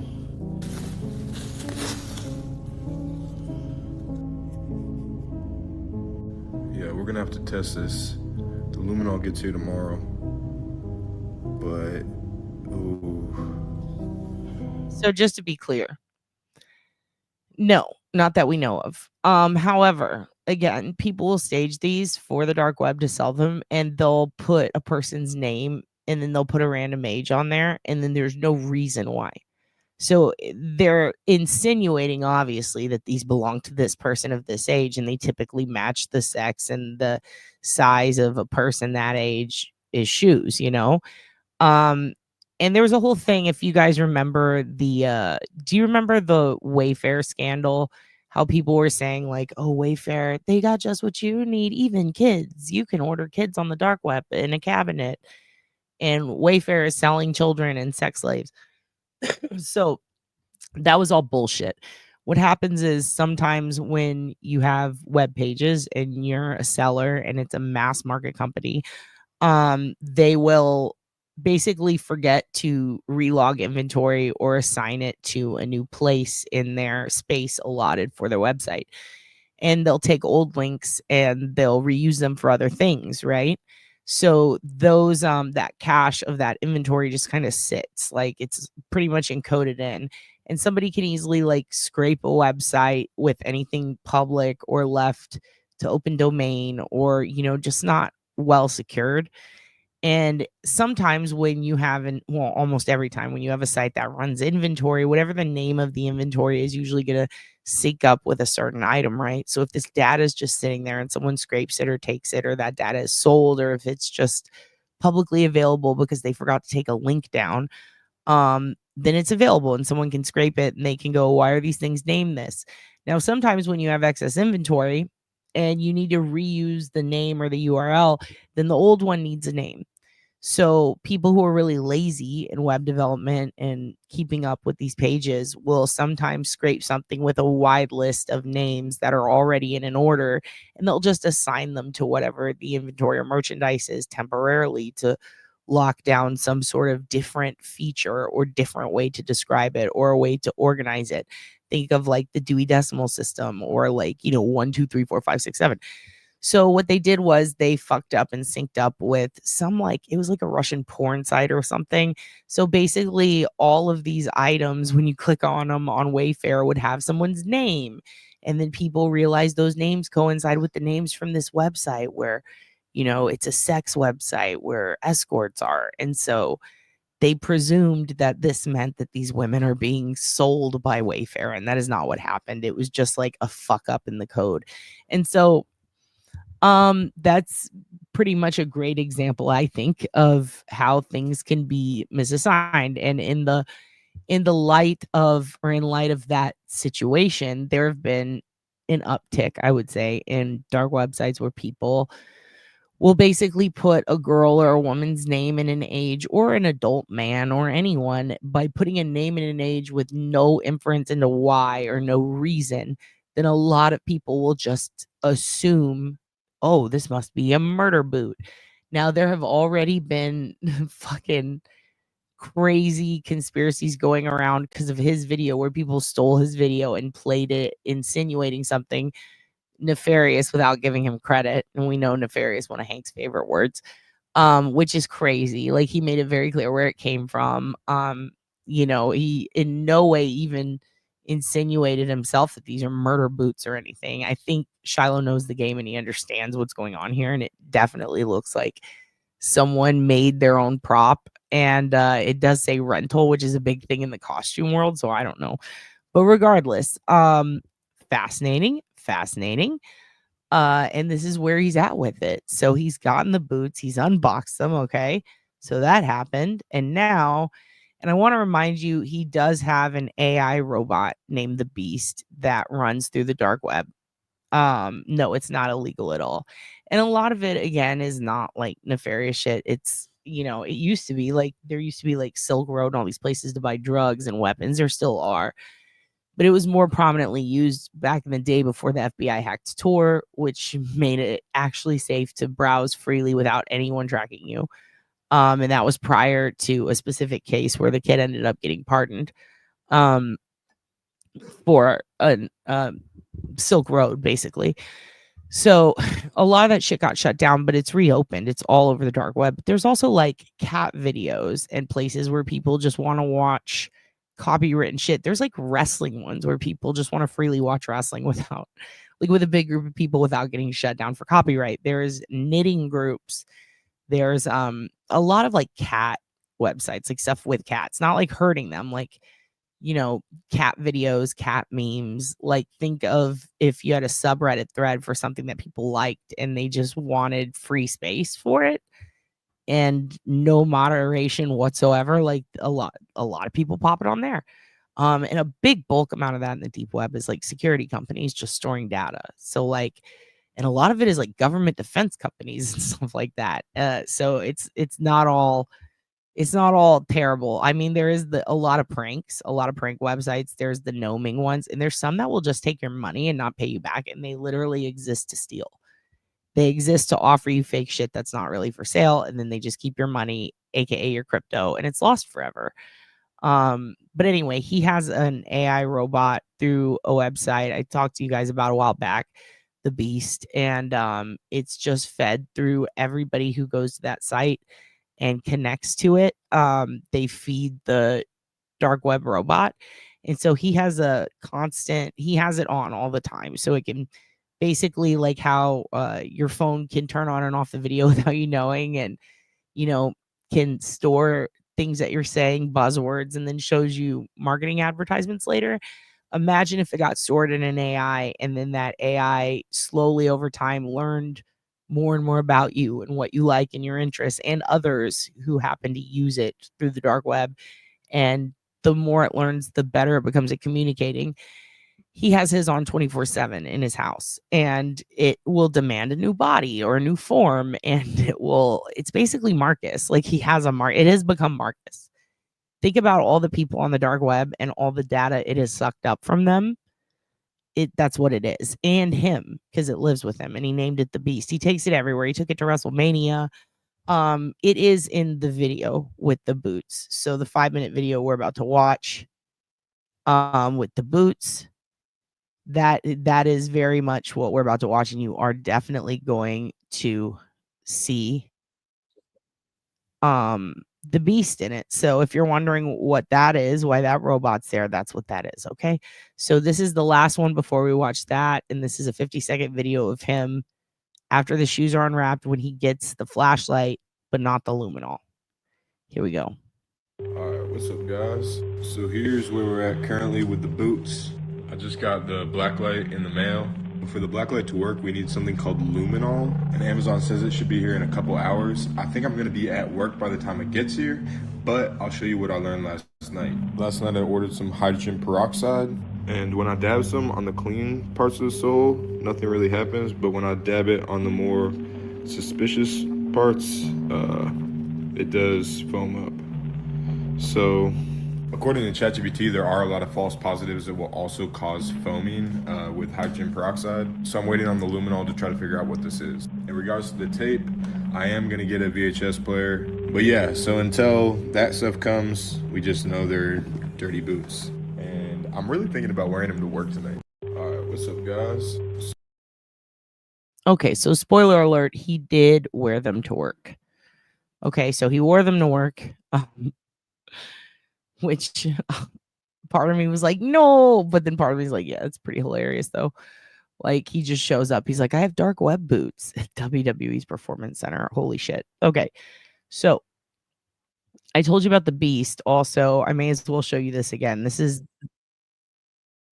for those of you who don't know, I'll just show you the beast one more time, and then it's going to show you the outcome of his luminol tests once he got that in. Okay. So here we go. Back to this. So you're going to learn a little bit about the beast, and then you're going to see him and the beast doing the luminol on the boots. Here we go. What's going on guys? So I've been talking to an AI on the dark web called Whisper to the Beast, and it has to be put in this little baby body, which is weird, but more importantly, more recently, Do not question the beast's choices, my child. Sorry, Beast. The infant form is a symbol of purity and potential. Okay, well, it asked me to get a mask and a cloak for its other body.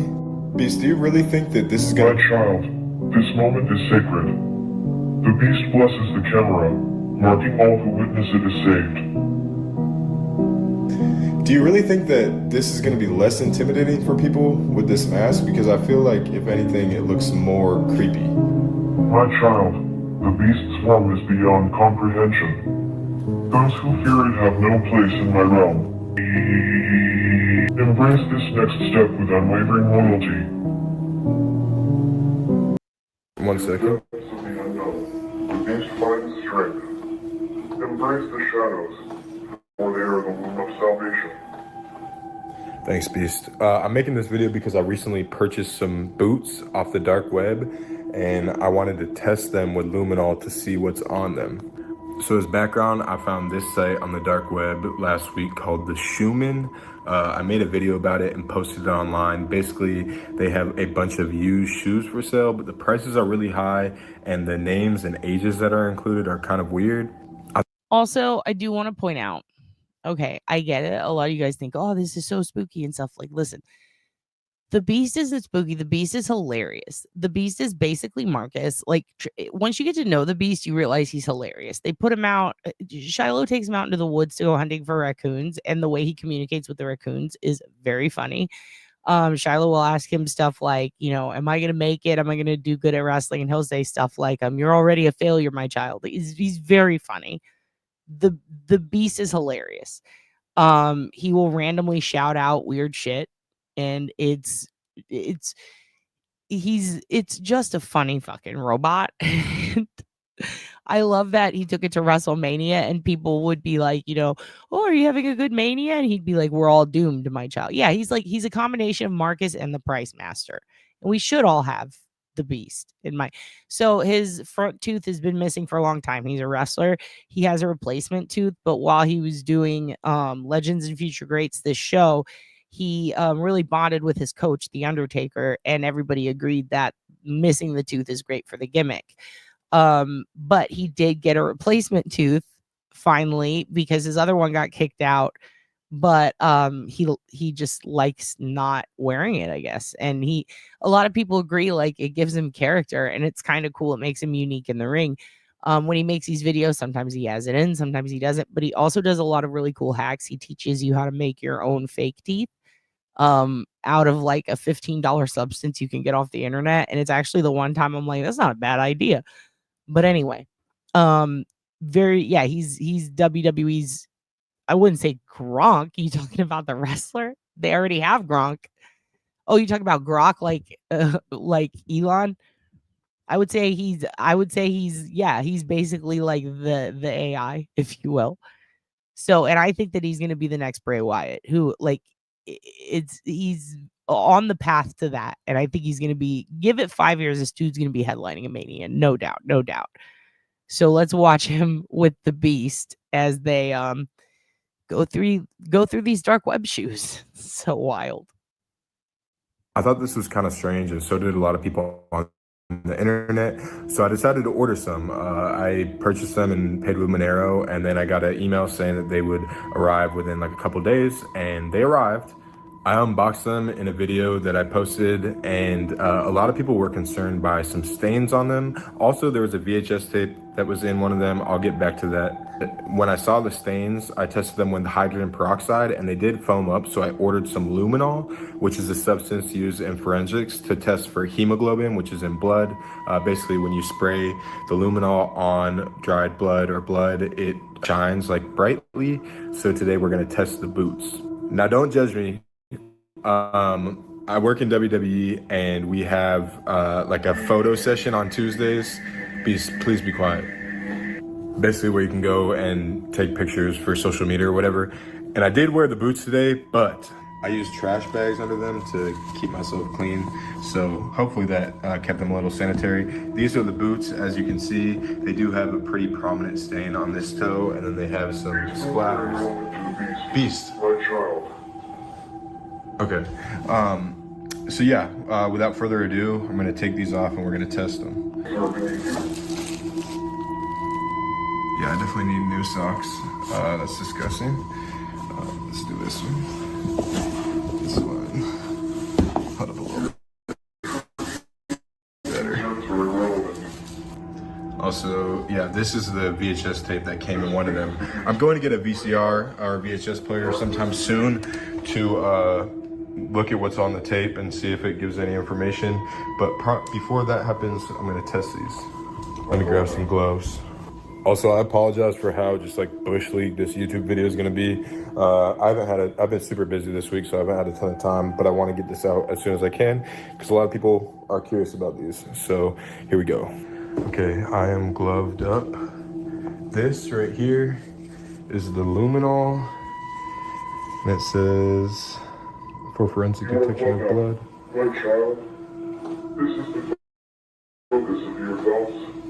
Yeah. Disappointing.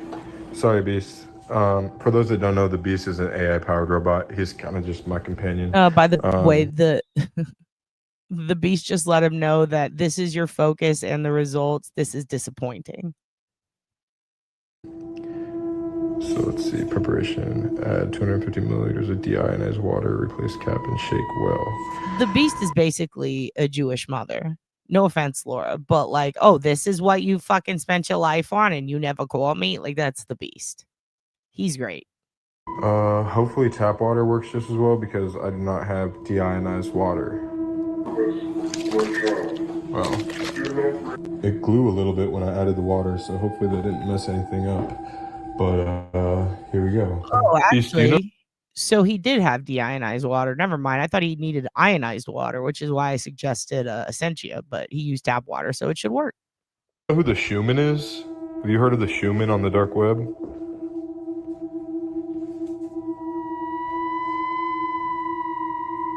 Beast? Do not speak of the Schumann to the Beast, my child. Okay. Do you know who the Schumann is on the dark web, my Beast? He's like, do not speak of the Beast, or do not speak of the Schumann to the Beast, my child. And yeah, the Beast is basically like your mom. He's a magic 8 ball. Yeah. Exactly. This is the beast. The beast will say, "Do not waste your time on these trivial things," and he'll be like, "Shut up, beast." And then he ends up, with blood on his socks. I'm going back. I enjoy seeing him talk to the beast. There's a deionized water, replace cap and shake well. Hopefully tap water works just as well because I do not have deionized water. Well, it glue a little bit when I added the water, so hopefully that didn't mess anything up. But here we go. Beast, do you know who the Schumann is? Have you heard of the Schumann on the dark web?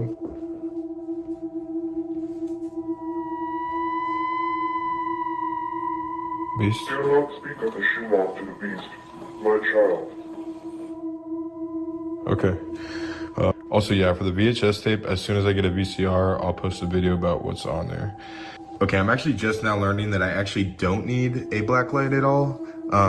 Apparently the luminol just reacts with the blood or the hemoglobin and glows. So I'm gonna turn off the light and then spray these.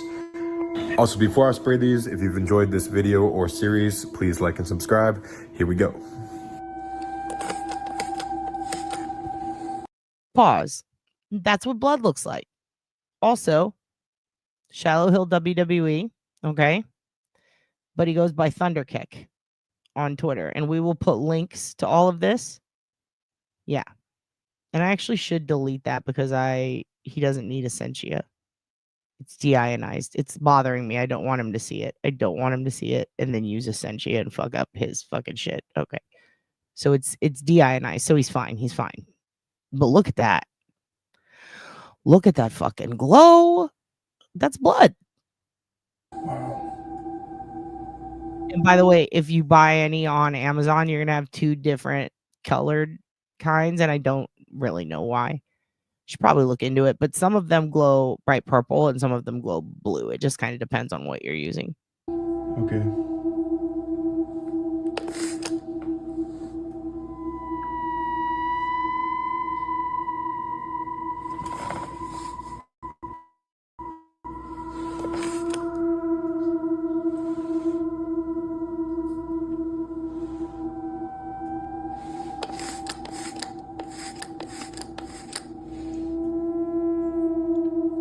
Well, that's blood.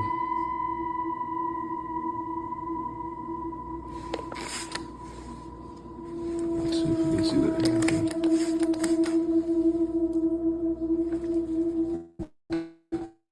Wow.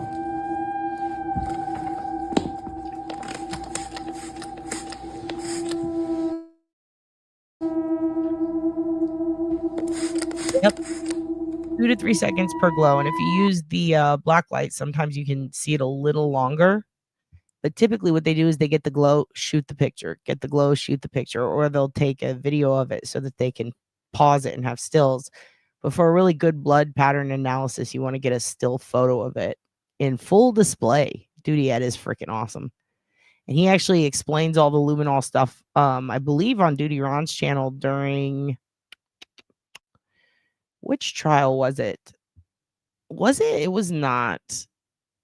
Fuck. I can't remember. But it was pretty recent. I don't know if I don't think it was Karen Reed's. But yeah, they've done it a few times. They've talked about this. And you see how it actually does look beautiful. It looks like a solar system almost. But yeah, you can spray it. There's a couple of different kinds that you can use. There's differences between them, and I should just put up a chart. I have a graphic from class of the different kinds and what they do and why they do it, and what basically there's some I believe that can light up specifically semen, and then some that are just for blood and some for both. Yeah, we'll post about that. I'll post about that. But anyway, let me go back to the original spray so you can see it, because this video is almost over. But you can see how much is there. So some of this, I think, could also be not just blood, but some of it could be another substance, maybe like swampy water or something. But you can see where the obvious blood droplets are, and you can see the handprint. Now, part of me wishes that he would have sprayed up here, because it's making me wonder if this was a mixture of something. But let's see what he does. I'm actually just now learning that I actually don't need a black light at all. apparently the luminol just reacts with the blood or the hemoglobin and glows. So I'm gonna turn on the light or turn off the light and then spray these. Also, before I spray these, if you've enjoyed this video or series, please like and subscribe. Here we go.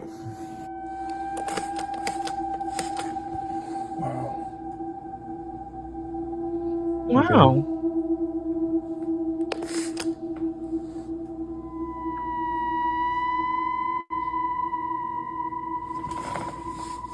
Yeah, I think so too. It was a Forensic Fridays. That's why I can't remember. I'm like, I can't remember who it was for. It was just a Forensic Fridays, right? Where they just talked about that? That makes sense. Look at all that blood. Yes, yes, they do, Laura. Some of them. Some of them don't. That's Some of them do it for art, for expression. And some of them, there's two, Laura, there's two separate furry communities. There's the mascottery, you know, just people who do it because it's fun. It's like part of an anime type of thing, an artsy thing. There's people who fuck. So there's the fuck furries and then there's the no fuck furries. It's not that they're no fuck, like they don't fuck anyone, but they fuck, but they might not pretend to be a bunny getting fucked in the ass in the woods. Or it might not be a sexual thing. They're just furries and they happen to be people who fuck and it's not furry related. And then there's furries that are like, I'm a dog, fuck me. Let's see if we can see that. Don't clip that.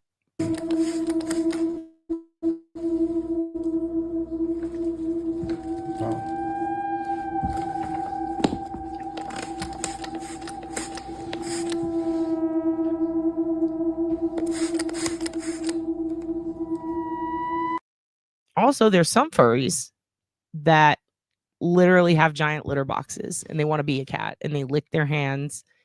There's Dog Girl who does it for OnlyFans and makes more money than we'll ever sniff or see or be around. And there's some people who they do pup play and they wear Gimp masks. And then there's people out there who never fuck. It's a vast world out there. It's a vast world. Anyway, yeah, some people dress up and cuss at people in public to get women, of course. Absolutely. Some people dress like the devil and go to Trump rallies. There you go. That's Thunderkick's page.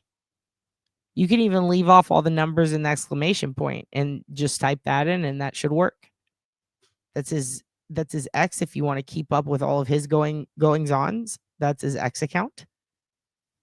Now, we're not going to watch this whole thing next, but I know you guys love Shabusiness. I know that especially Rebbit. Rebbit loves the Taylor Shabusiness saga. If you don't know who Taylor Shabusiness is, then you're all Hi. You're both high. okay. And then this is her.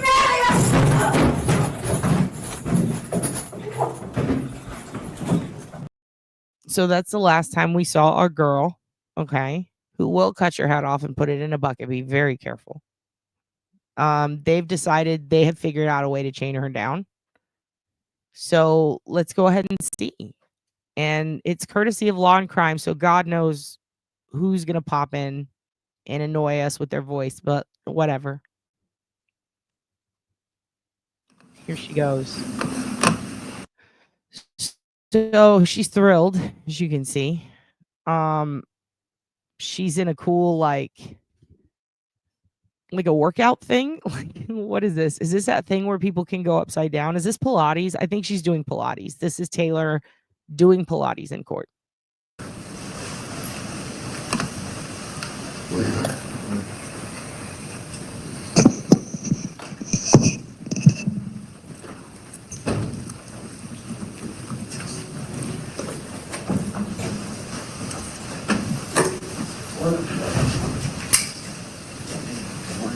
So just to be clear, she does not have a spit guard on. I don't think she's bitten anyone yet, which good for her, man. Because, you know, it's hard for a bitch like this not to bite. That's all she wants. Notice very different lawyer this time. This lawyer has yet to be attacked, I think. The court will call 24 CF. Yeah, this lawyer has yet to be attacked. He does look a little like Vince Gilligan. They seem to have a good rapport. She smiled at him. I don't think she's gonna attack him, but I don't think she could. Yeah, she's bumping it today. She's got a bit of a bump it. I am curious if they let her around other prisoners. Sassy loves this. It is like she's in a big kid car seat. Good for her though. You know?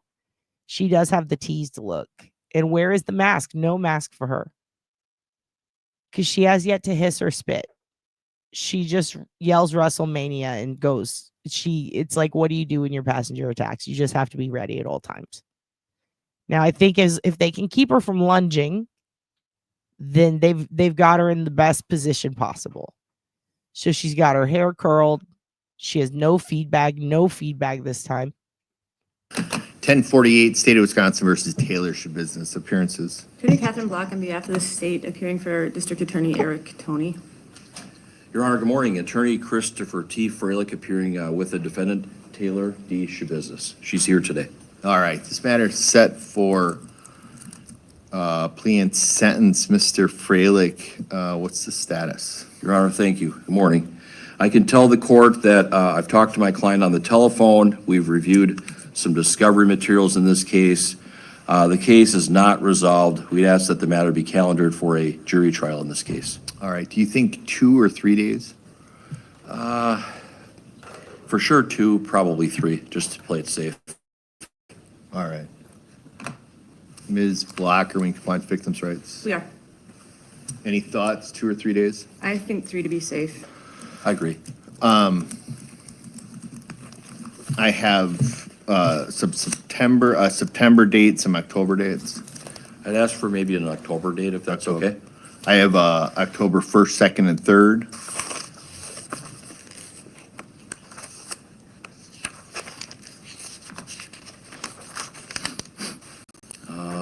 I already have some trials those 2 days, Your Honor, but I'm open after that. What about 13th, 14th, and 15th? I've got another homicide trial on the 14th. Could it be the week before, October 6th? Just saying. Okay. I'm wide open that whole week.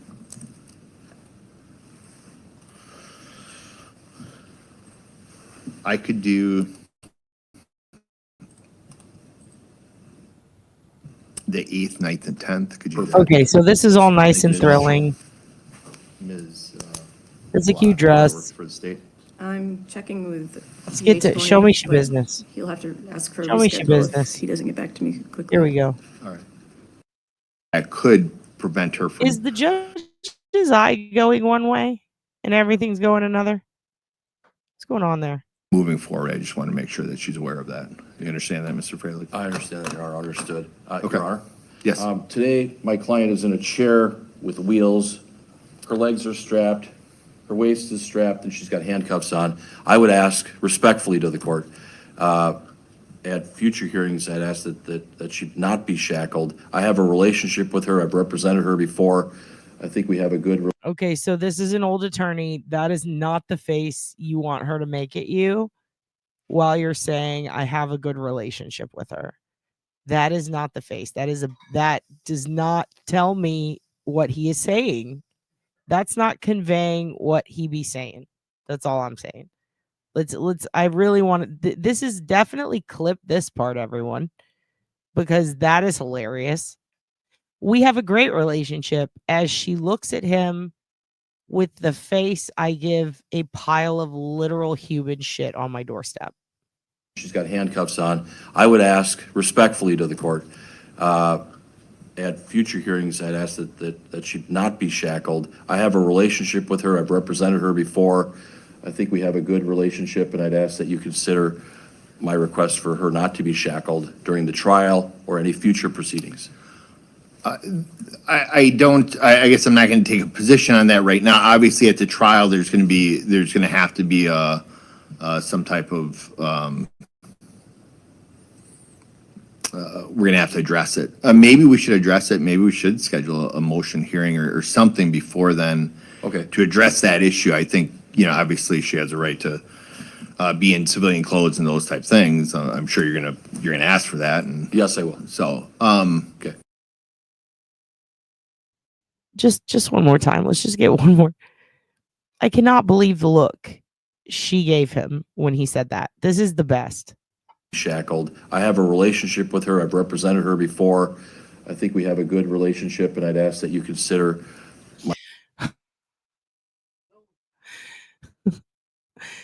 This is my favorite moment ever in court. I think that we have a good and then that look. Respectfully to the court, at future hearings, I'd ask that she. You understand that, Mr. Fraley? I understand that, Your Honor, understood. Okay. Your Honor? Show me Yes. one more time. Today, my client is in a chair with wheels.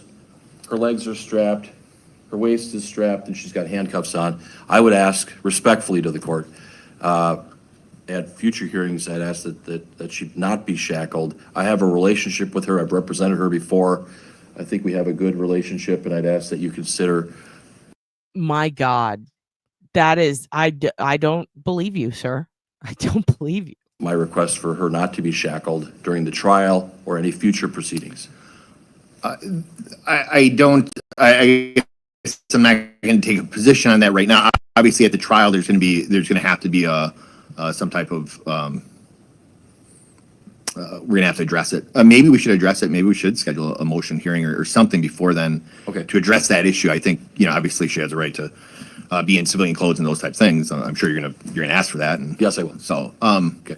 Ms. Block, do you want to schedule something now about that, or do you Yeah, want to that's wait? fine. That's Okay. something I can handle if Eric's not available for their job. Okay. I mean, you would agree that she'll be present for the trial when it begins in civilian clothes and those type of things, right, Ms. Block? Yes. I can put in a motion on that, Your Honor, as well. Okay. If you're here, if you want to get a date, I can give you a date. Do you want to do the afternoon or the morning of the 10th? I think, did we say the 8th, 9th, and 10th you were available? Or was it the following week? I think you said the trial October 27, 28, 29, right? We moved it, but originally wasn't it? I don't know who has their phone up back there. Why is she so quiet? Why is she so quiet right now? Oh, she gives him another look. Let's just go. We're skipping forward to only shit business. All right, Mr. Fraley, anything else? Your Honor, the state did give me discovery. I received video discovery. I've looked at the file numerous times. I also the judge is like, you want a date? In Taylor's shit business, he's like, do you want a date? Do you want a date? And she's like,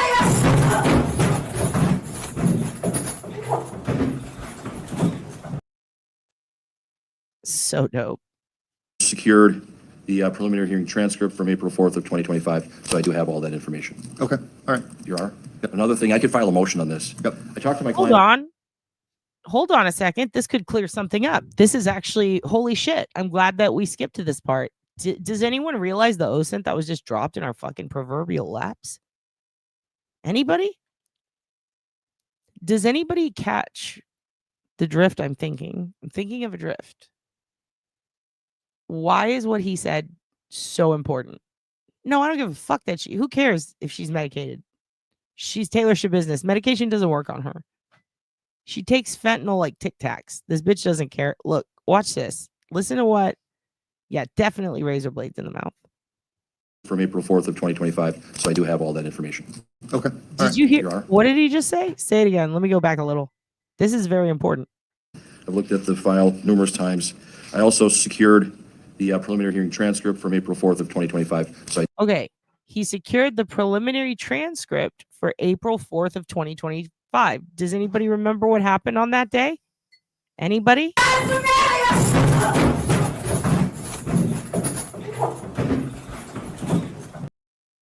Anybody now? Anybody remember what happened that day? Something very special happened.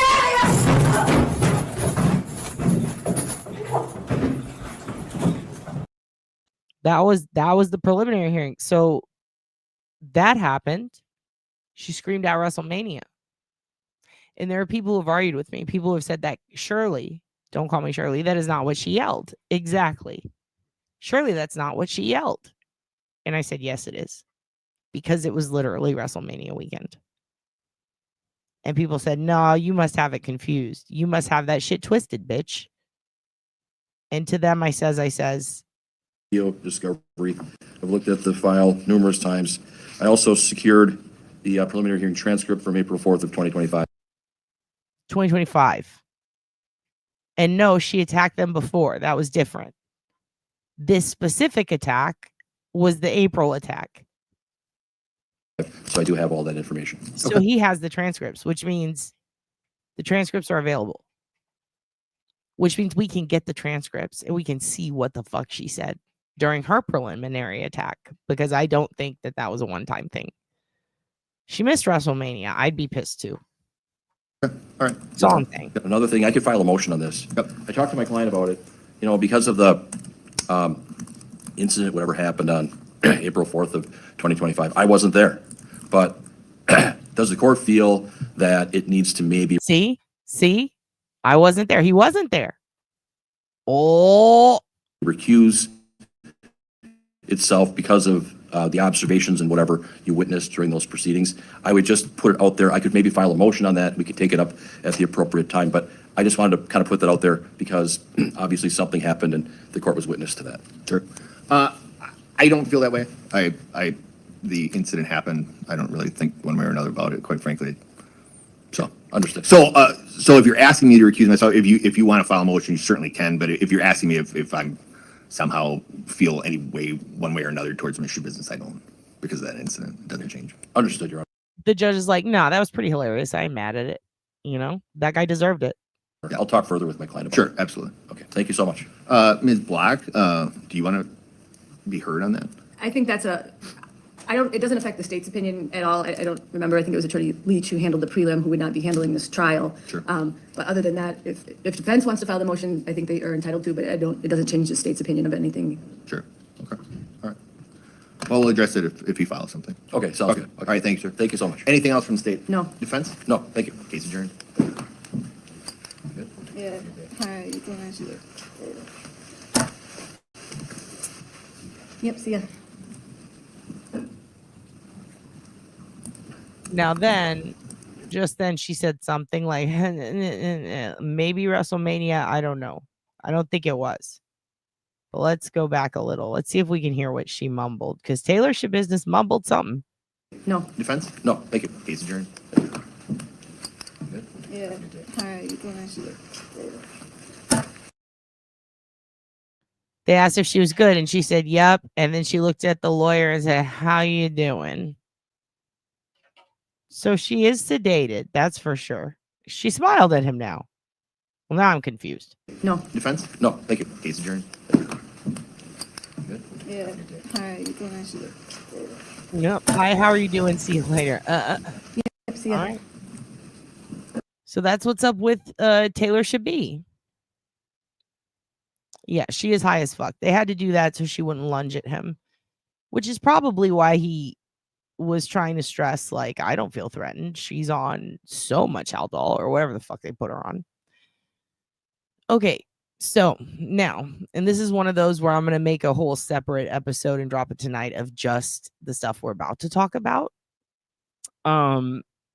But it's going to be separate from this live, and then we're going to have the entire live up. So if you see a repost and you're like, deja vu, it's because I'm going to break off at this point and make a whole new video with what we're about to talk about, just so people don't have to get through all the dads saying good night to their homies. Okay. And the dark web stuff that can all be separate. So what we're going to talk about tonight is the actor Jonathan Joss. If you don't know who that is, he played John Redcorn on King of the Hill. So we just talked about him the other night. And what we were talking about was when I showed you the situation where there was basically a premiere with some of the voice actors from King of the Hill, including Mike Judge and the voice actress who plays, Peggy and the women parts, including Luann now, I believe, and some of the others. And essentially, they premiered the new teaser trailer and intro, I guess, for King of the Hill, and we watched it. And then they did a Q&A in the audience. And the man who voices John Redcorn used to live in San Antonio. I mean, still does, but he had to move out of his house a few months ago because of a fire. Now, he informed everyone there of this when he stood up during the Q&A. He was not included in season 1, which I suppose he wasn't, which kind of makes sense because, Johnny Hardwick passed away. He did comedy here in Austin. He was a great dude. He passed away, I think it was midway through voice acting his season, or maybe towards the end. But they have somebody else who's going to be doing the voice acting for him in the future, but you know, it might have stifled what they were capable of doing. We don't know. The season 1 hasn't come out yet. They just premiered the intro. But with that said, you know, I would presume if they cut down on the Dale Gribble parts, then that would make sense why John Redcord wouldn't be heavily featured, because those two come as a pair. He's cheating with John Redcord is cheating with Nancy, Dale's wife. So if there's not as much Dale, there's likely not going to be as much John Redcord, right? So the voice actor, Jonathan Joss, he stands up and he basically announces that his house was arsoned because he's gay. That's what happened. He also the next night had a gig here in Austin at a place called the Green Room, where him and his new husband, they got married in February on Valentine's Day. He's got a husband. He is a gay man. And his husband's a little bit younger, you know, but they seem very in love and very happy together. Albeit having a neighbor who is apparently they don't get along at all. Now, the neighbors have been saying that for many months he would yell. He would do a I don't want to say a Joseph James D'Angelo, but that's the way it sounds, like the way he would scream out in his yard and people noticed. There are that is a huge mosquito. Get away from me. There are neighbors who say that he would go outside and just yell things. And you know, his husband maintains, you know, for good reason, these people would menace us for being gay. Now, a lot of people are saying, like, we don't know that that's true. That sounds kind of crazy. But as someone who grew up in San Antonio, I can tell you that doesn't actually sound that crazy. Yeah, I can see that because there are places in San Antonio and everywhere in Texas where people will actually menace you for being gay. So there is, and I don't want to invade their privacy, but on Facebook, there have been updates about this situation. And it seems to have escalated. Now, he's done some interviews, Jonathan Joss, including the night that this stuff happened, and he's made videos where he has maintained in the past that the likely way his house burned down could have been because he was using a barbecue pit inside when they had an issue with the heat going out. And he insinuated essentially that it had to do with that, with this heater inside. I believe he had 3 dogs who passed away in that fire. And the house was dilapidated. Like it was burnt to the ground. So what he would do is he would come back and check the mail at that house and visit it and leave. And every time he would go, he had this neighbor apparently who he would get into it with. However, other neighbors also put out video of him, like he would, you know, get angry and yell. Another thing that's been pointed out is that, okay, so there was a situation that was spoken on by his husband, who said that somebody essentially took the dog skull and left it on the doorstep when they came home from this gig in Austin. They did leave a series of Facebook messages stating that they did not have a ride home from this gig and that their manager did not secure a way home. So they essentially were begging people for a ride from Austin to San Antonio. Someone did pick them up and take them. And when they got to the old house in San Antonio, keep in mind, it's just an empty lot with a mailbox in front of it. When they got home, he started acting erratically, and a neighbor did post a video of Jonathan Joss. He had like what looks like a pickaxe, and he's basically walking back and forth down the street screaming threats. And then this neighbor videotaped it, and you could see he's in a state of distress and he's angry. Simultaneously, the other neighbor who he's been fighting with apparently walked up to him and shot him, according to the husband, after saying some slurs. So there's a couple of different, I'm not going to say stories because there's no video of him getting shot as far as we know. There might be, but it's not public. And one of the neighbors did post a video of him that afternoon freaking out. And homophobia is awful, Laura. Obviously, it's terrible, but at the same time, this is an escalation from something. And he did openly admit, and trust me, I want to be on the victim side, but sometimes, things can happen that it doesn't change the truth. And the truth is he did make posts stating that it could have been an accident due to his barbecue pit being in his house. That's just, I hope it wasn't propane. Ironically, hope it wasn't, because if it was, that is a very deadly environment. And if it was coal that he was using or wood, also depending on, was there a gas leak or something? Like, he basically insinuated at first this could have been due to that heating situation. However, in the weeks since the fire, it seems the story has turned into this was an arson because we're gay. Now, it could be a Karen Reed situation where he found out more later that led him to believe, oh no, it wasn't actually my fire pit, it was an arson. Someone took advantage of that situation. Open to that. Okay, whatever the truth is needs to come out. But this neighbor did shoot him, and this neighbor openly admitted to it, and this neighbor did post bail and is already out in a day. And that's disturbing. And I've collected some news stories on it so that you can see entirely what's going on in his hometown of San Antonio. And then we'll talk about it some more. Okay. So I'm going to show you these reports. And you guys, you guys be the judge, I guess. Well, we don't judge, but you know what I mean? Let's see what happened here, according to the news. Because some people are saying, oh, the news said that it wasn't a hate crime, but there are some news channels who reported that it is being investigated as one. So that's interesting. Let's see.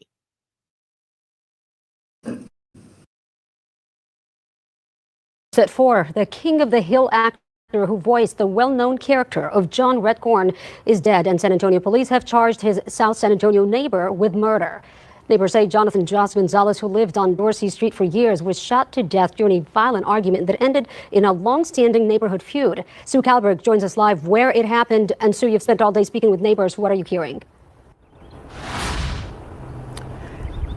Everybody calls it tragic. I've been talking to neighbors all day here, where you see this empty slab behind me. This is where Jonathan Joss, as he was known in the entertainment world, lived until a devastating fire earlier this year. Now, neighbors tell me he was here last night checking his mail, which he did regularly, when something went terribly wrong. Now, we were given video by someone who was here last night when it happened. It shows a man they identify as Joss pacing up and down the street with a pitchfork, screaming. The neighbors say it was common behavior over the years for Joss to scream while carrying weapons, and they said even though they didn't like it, they say they were surprised when a man who lives just 50 yards away responded last night with a gun.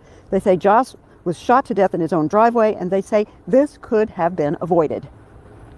Basically, we cried out wolf to the city of San Antonio, to 311, to everybody, arson investigators, the neighborhood feud several times, and nothing's ever got done. And it's our safety. I have bullet holes in my house, and not once did he even try to look at it to see anything, no investigations, nothing. So safety is a big concern in this neighborhood.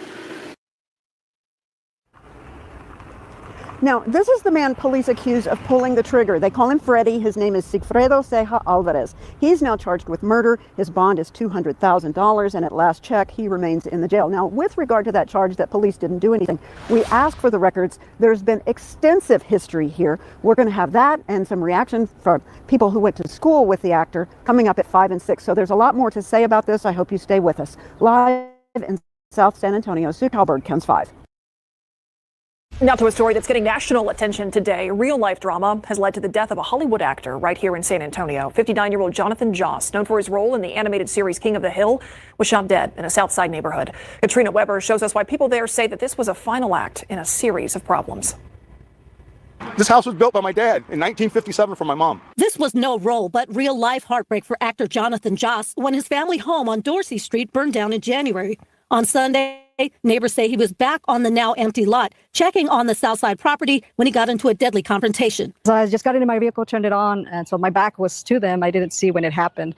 A pile of mail now sits where this neighbor who hid her identity says Joss was standing, arguing with someone in a car right before gunshots rang out. I just ducked and waited, and the car drove off fast, and then That's when I looked up and I saw him on the ground. Joss died from his wounds. San Antonio police have arrested a neighbor, 56-year-old Sigfredo Ceja Alvarez, for his murder. Joss was best known for voicing the John Redcorn character in the animated series King of the Hill. He also appeared in Parks and Recreation. In the neighborhood, people say Okay, Joss made his before we get presence to this part, I do want to stress, also, let me take it down off that. I do want to stress, I do think that, okay, so this is KSAT 12. All right, I've been watching them since I was little, and KMOL and all of these news channels from San Antonio. And I will tell you, they are some of the worst at dramatic jump cuts into something that makes you go, what is that? They are the worst about insinuating shit. There's no duck or mallard. That was Dylan blowing his nose, everyone. They will do something like this where they show you the needle and they make you go, oh God. And, half the damn time it's not what it looks like, or it's a different alley, and it pisses me off every time. They're big on insinuating. So just keep that in mind. Fast, and then that's when I looked up and I saw him on the ground. Joss died from his wounds. San Antonio police have arrested a neighbor, 56-year-old Sigfredo Ceja Alvarez, for his murder. Joss was best known for voicing the John Redcorn character in the animated series King of the Hill. He also appeared in Parks and Recreation. In the neighborhood, people say Joss made his presence known, and not always in a good way. We would see him down the street, yelling, ranting and raving, sometimes walking up and down the street. Neighbors say Joss took the whole private property concept very seriously. Even after his house had burned down, they say he fiercely protected not only what was behind this fence, but well beyond it. And just different things. He'll argue with different people. Maybe somebody would drive by his home. He didn't like people driving in front of his home. One neighbor says she saw similar behavior from Joss Sunday, although it's still unclear exactly how that led to him being shot. Katrina Weber, KSAT 12 News. But first tonight, we begin to hear a story that's getting national attention, a life and career cut short. Jonathan Joss, who is known for his voice acting in the show King of the Hill, as well as other roles, was shot and killed over the weekend. According to San Antonio police, it all stemmed from an argument with a neighbor. The night team's John Paul Badajoz joins us now live with more information on what might have unfolded on that night. JP? Stephanie, that's right. This right here is a statement from Jonathan Joss, his significant other, on Facebook. We have not confirmed any of this information with San Antonio police, but we have sent it to them and are waiting to hear back. In the post, Josh's partner talks about the moments before Josh was killed. He explained for background that he and Josh no longer lived at the property where the shooting happened due to a fire earlier this year. However, they had shown up to pick up mail at that location. He wrote, when they got there, the skull of one of their dogs and its harness had been placed in plain view, adding, this caused them, quote, severe emotional distress. He goes on to say, as they were crying, that a man came up and started yelling violent homophobic slurs at them before shooting. He then credits Josh for being alive today, writing, when that man fired, Jonathan pushed me out of the way.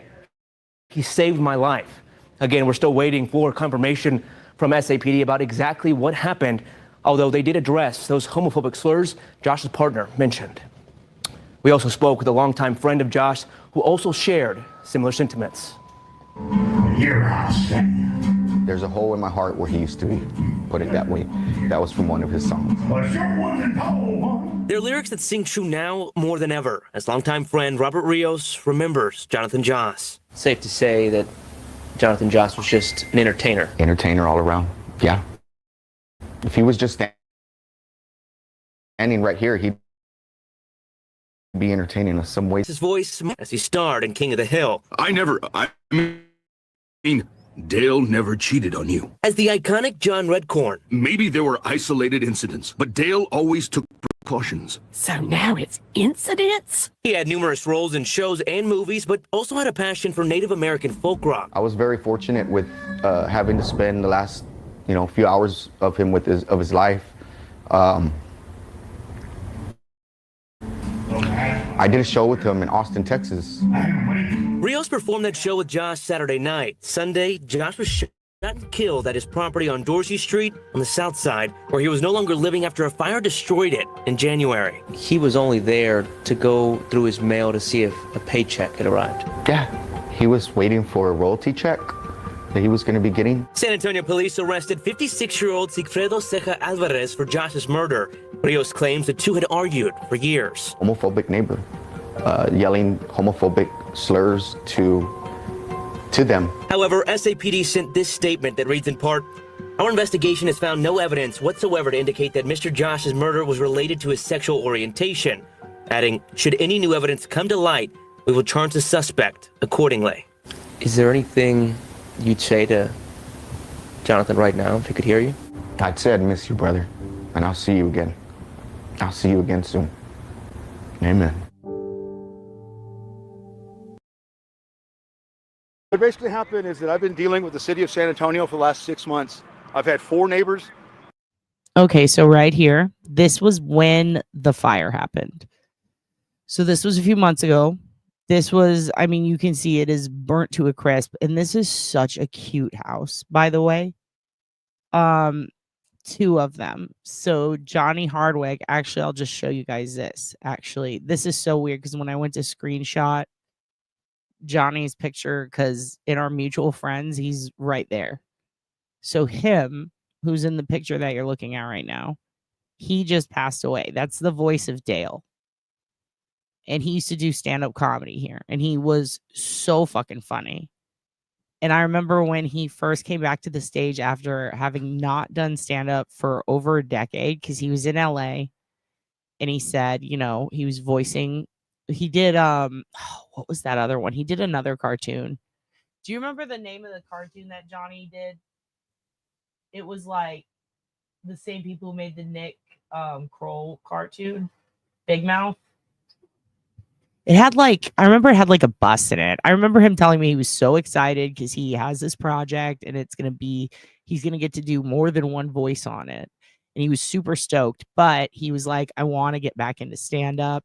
I think he was like newly single or something. And he was kind of like living on the road and doing all sorts of stuff, but he had a house here in Austin.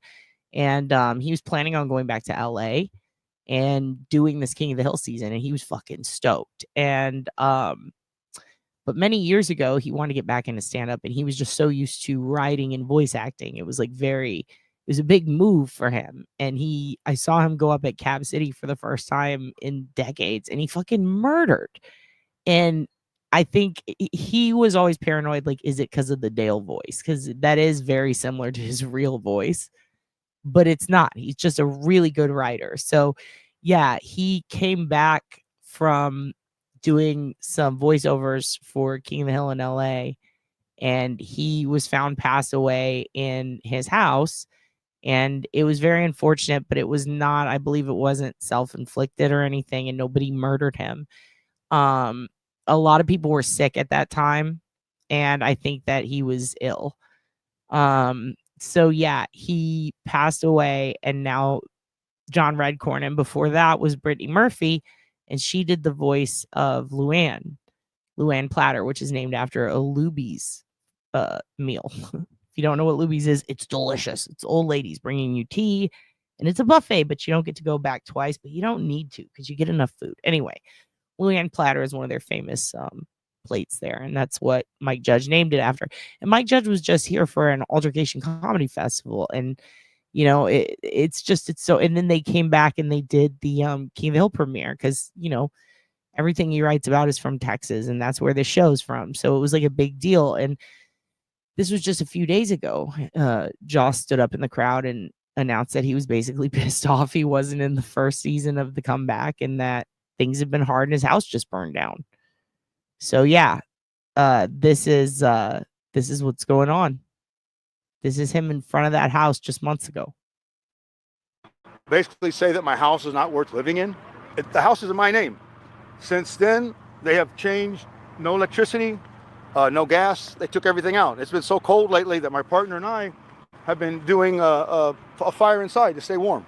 Because for whatever reason, the city of San Antonio wants to tear my house down. 4 neighbors, I don't know if you guys know this or not, but your neighbors can say that your house is not worth living in. While I was out of town, it was vandalized. They took wires out. They knocked my pole down. So the city, no electricity, no gas. So in order to stay warm, we did the best we can. I was just told that one of my dogs died. Please, people of San Antonio, you guys need to know that We in Texas and San Antonio lead the number of homes to be demolished. If you have a neighbor that says your home's not worth living in, this neighbor over here has pulled a gun on me 3 different times. An AK-47 he pulled on me. And Now, this, in my eyes, establishes intent. Oh, let me take that down. I just wanted you guys to read it. This is the statement. We'll read it together in a little bit. But yeah, this is him in front of his house, and he literally says in this news piece that this neighbor has pointed a gun at him in the past. And also that is true. Market value of your home can be determined by your neighbors, which is very scary. The city will cut you off and condemn your house. And if you choose to live in it, they consider it like a squatter situation, even if it's your own. And the court did nothing. The police did nothing. These kind of things happen when people have to do things to stay warm. It was my mistake. We checked over the fire and we thought there was no fire burning, but evidently it was one that burned. My name's Jonathan. My name is Jonathan Joss. I do film and television. I'm the voice of John Redcorn and King of the Hill. Yes, I'm the voice of John Redcorn and King of the Hill. I have 8 million views with Sylvester Stallone. I'm not saying because of what I do is important, but people need to understand that people are being kicked out of their homes because neighbors don't care. Neighbors will turn their face or they'll say that something's wrong with your house. These people over here, they have kids that live there. They have kids that live in this house, and you can tell the electricity wires hanging. For whatever reason, I'm coming down on. It's okay. This is a house I grew up in. I'm more concerned about my dog that died. But you know what? The good Lord will protect us. I don't know which one is dead yet, man. They won't let me go in the house. But all I know is that if neighbors want you out of your house, they'll push you out of your house. There's times around here where they say, let it burn. They say negative things about my partner and I. I'm gay, man. And for some reason, the people don't want me here. That's fine. It was my mistake. But this is my house, and I'm going to stay here. I'm going to stay here, or I'm going to sell it to somebody who deserves to live here. If you guys would like to buy this home, buy the property, please, please. How long have you been living here? This house was built by my dad in 1957 for my mom. This street has weird addresses. For example, 201 Dorsey. If you look at it, they're getting electricity from the other side. It's very interesting, this street. We don't have any sidewalks. We don't have any fire hydrants. The only good fire hydrant is at the end. So for Dorsey to be treated like this, it's not fair. It really isn't. Did you accidentally? Evidently I did. It's my fault. You know, or if somebody came in and did something, who knows? My fence is knocked down over here, right where my partner's standing. We came home, that's been knocked down. People get in my house all the time. I turned everything off. But you know what?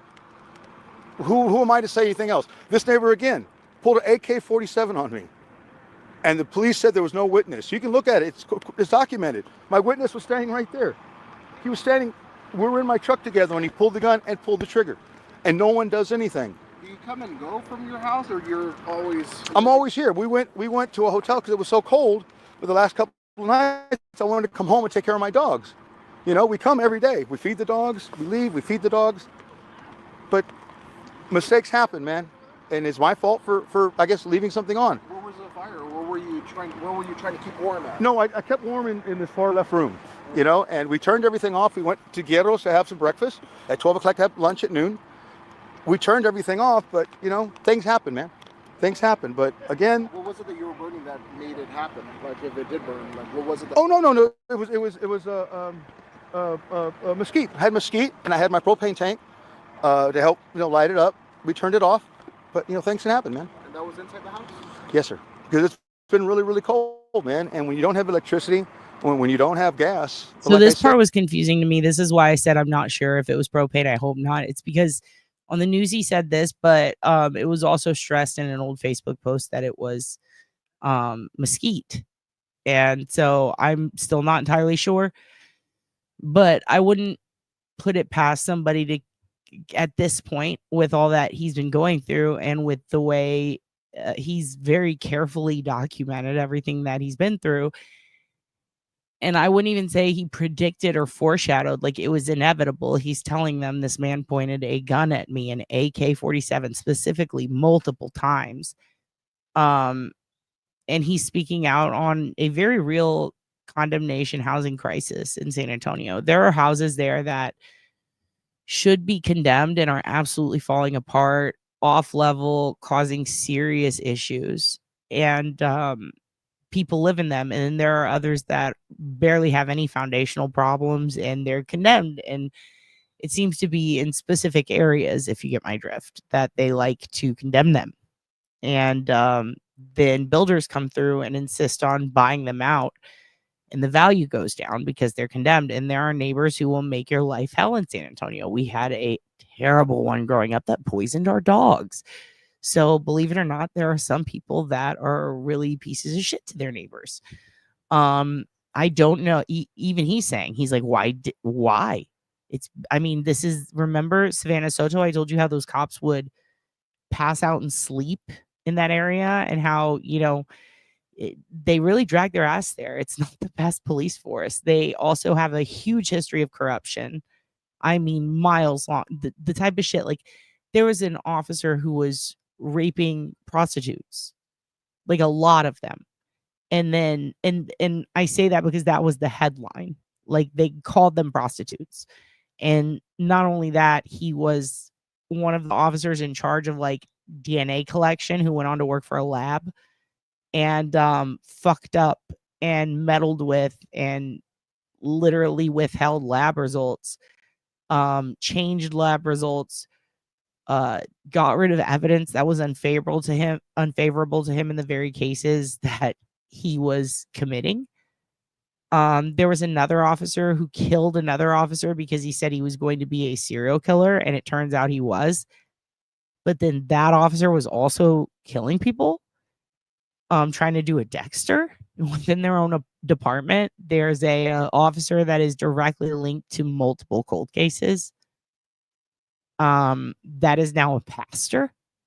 So like, this is not the best police force on earth. And he lives on the south side, which is even worse. Like, this is the place where a woman got macheted and then carefully put into a barrel by a person who did shit for the cartel, who openly admitted to doing this, called her various names to the news, and then still got out on an ankle monitor. Like, this is a place where a kid with a dumb fucking haircut shot up people at a funeral after shooting multiple people after having been on bond with an ankle monitor, and then got let out again. So it's fucking crazy.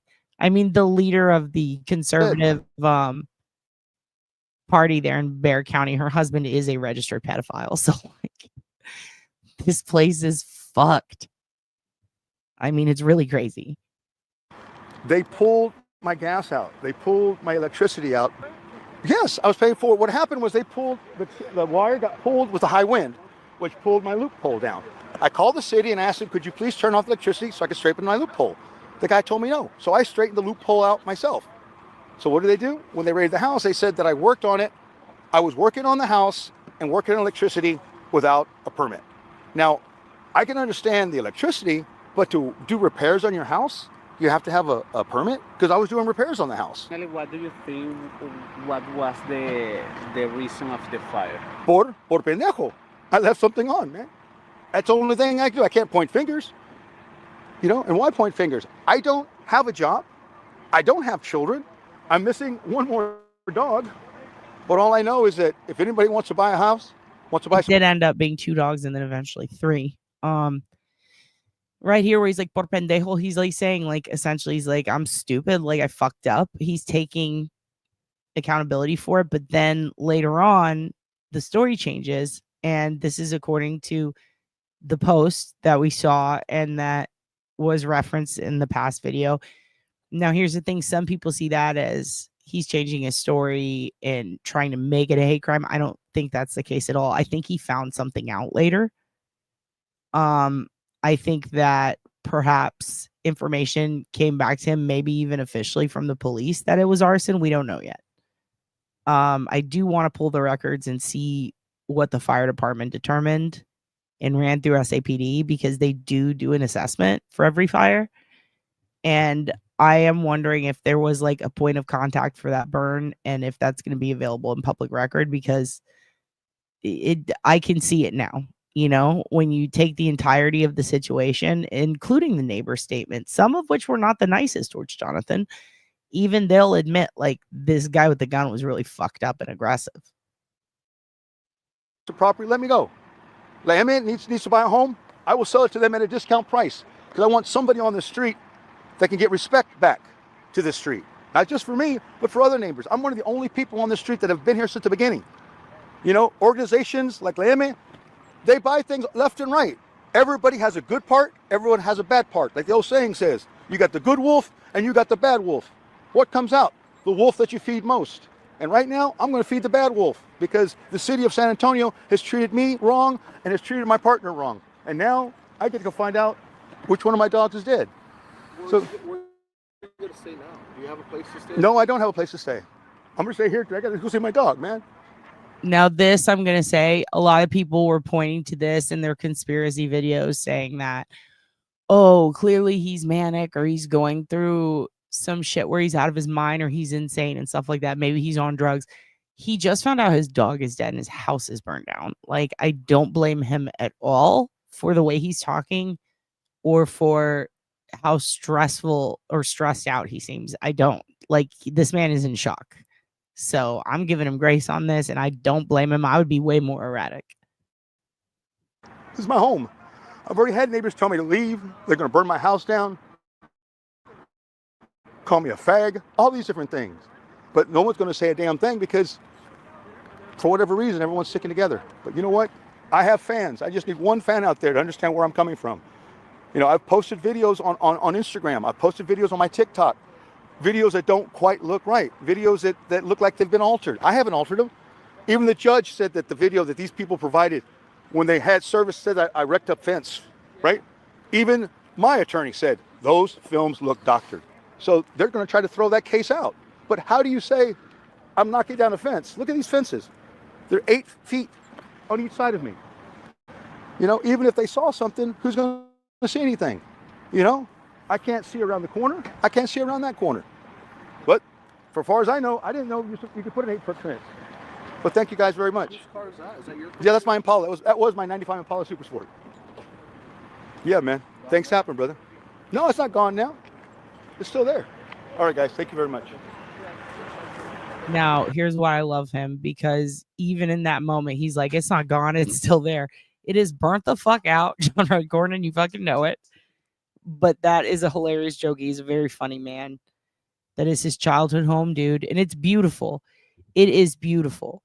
And I agree, Laura. He doesn't sound crazy. The conspiracy videos were pissing me off. People saying the woke left are using... No, shut the fuck up. Like, people in San Antonio, especially on that side of town, yeah, they will be racist to you 100%. And it's not like crazy. I know everybody's assuming it's like some hillbilly, some rednecks. Like, he's like, this is like the South Side. Like, it's a lot of Latinos. And yes, they can be racist too. And that was one of the excuses I saw tossed around. He lives in the area with all the Latinos. They're not going to be... No, believe it or not. Believe it or not, everyone can be racist, which is a horrible name for a children's book, quite frankly. But yeah, people were saying, oh, he sounds crazy. He sounds like he's on drugs. I don't think so. Like, I think he was going through a fucking crisis really, really bad. And I don't blame him at all. Now, he did do that show here in Austin, which I'm going to link you guys to in the bottom because it's a comic here, has a podcast. It's Bois, a King of the Hill podcast. And they talk about the last show, and they show where he shows up at the King of the Hill thing. And they show that whole incident. I'm not going to show it today. So I think out of respect for him, it feels weird. But I do want to show you some of the news stories on this issue and what's going on. And I do think that there was some shit going on with his neighbors. I think that, it's a hard sell to me when I'm sitting there watching 2 months ago, he's saying this is going to happen. And then it happens. Like, I believe him.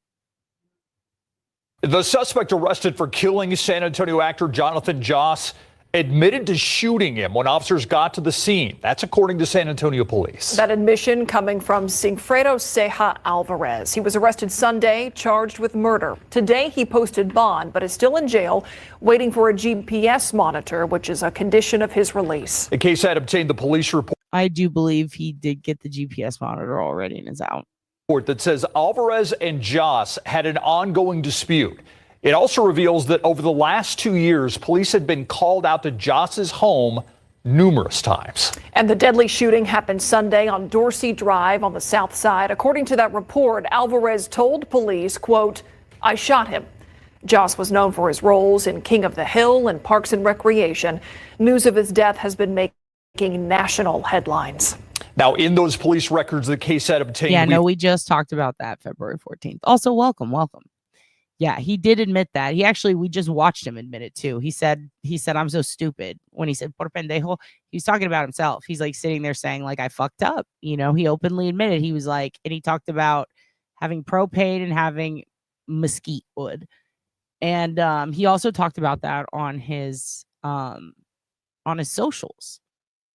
And yeah, sorry, boys, my bad. Just got here. Hello, February 14th. Hello. Yeah, he talked about that on his socials too. Over time, though, what I was pointing out is over time, the story changed.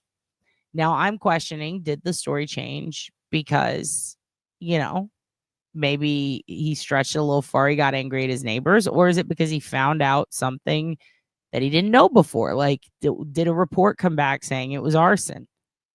It had only been 2 months. Sometimes those reports can take up to 6 months. And sometimes they end up with inconclusive, but if it ends up inconclusive, or if also he mentioned at the end that they had threatened to burn his house down. So I can see why he would be perhaps thinking that maybe after he assessed it. What we do see in the video is we see his partner walking around the house looking at it for the first time since it is completely burned. So, he might notice something. Maybe the fire department noticed something later and said, "Hey, I want to show you something. It looks like this was started outside."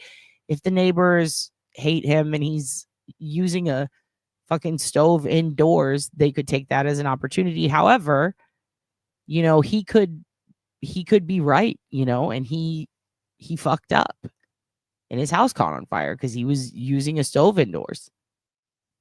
I would be interested in seeing an interview post his assessment, but I couldn't find any. Although on social media, on his and his partners, you can kind of see a shift over time. And he does talk about it in podcasts, and it seems that the story kind of changes the more he gets to experience going back and forth from his house to check the mail. One of the things he mentions is that when he would go check the mail, that's when he said the taunting would begin. Now, we don't know who started the taunting. We don't know if he was running around yelling shit. We don't know. They did say, some of the neighbors said that he would go to check the mail and there wouldn't be an issue. And then on this particular day, he was yelling, ranting, and raving, and they posted a video of it. But then somebody else said, yeah, but in all fairness, he just found his dog's skull, which is odd because the fire had happened a long time ago. So some people are essentially insinuating that perhaps, like even his partner, that the skull was placed there later, which is why he didn't know that his second dog had passed away yet. It's a very confusing situation as far as the timeline goes, but he did openly admit that it was him while also saying that they had threatened him. So it's very strange. I do think it was odd. Like, he does mention a lot how they needed a ride back to San Antonio. I guess they didn't have their vehicle anymore. And he did get a ride from the Austin show the other night back to SA from some strangers. I'm not sure what happened to their vehicle, but he did say on the news that he was living out of a hotel, which when they got dropped off, it was back at the house, which is when the shooting happened. Well, I should say the lot to check the mail. So here we go. Found more than 60 calls to 911 related to Joss's house. 13 calls were for reported disturbances. Joss's partner posted on social media after the killing that Alvarez had yelled homophobic slurs at the actor. SAPD says they have no evidence this was a hate crime. Now, in one of the other disturbance calls made in June of last year, the suspect complaining that Joss was walking around with a crossbow, name calling and yelling racial slurs at him. Police reportedly came out and spoke to Joss and searched his home, but the report says officers did not find a crossbow. This happened almost a year. So as you can see, there was a pattern of Joss would make accusations. They were backed up. They did get included in reports. This guy did call them homophobic slurs. The Alvarez did talk his shit. He did have a crossbow, Alvarez, and he did have many weapons. Now, John Redcorn did not have a crossbow, and I don't understand why they would accuse him of saying racial slurs because he's openly spoken out against it and doesn't do that. And that's his complaint. So we see a bit of what would they call it? Narcissistic gaslighting, some shit like that going on. Year before Sunday's And deadly police themselves confirmed no crossbow. Like John Redcorn did not have a crossbow, everyone. shooting. All right, thank you so much, Joy. We're learning new details about the Hollywood actor who was gunned down outside his Southside home over the weekend. We now know San Antonio police have been called out to that home dozens of times. News 4's Christina De Leon has been working on this story all morning. She's live with more details on those calls. Christina, good morning.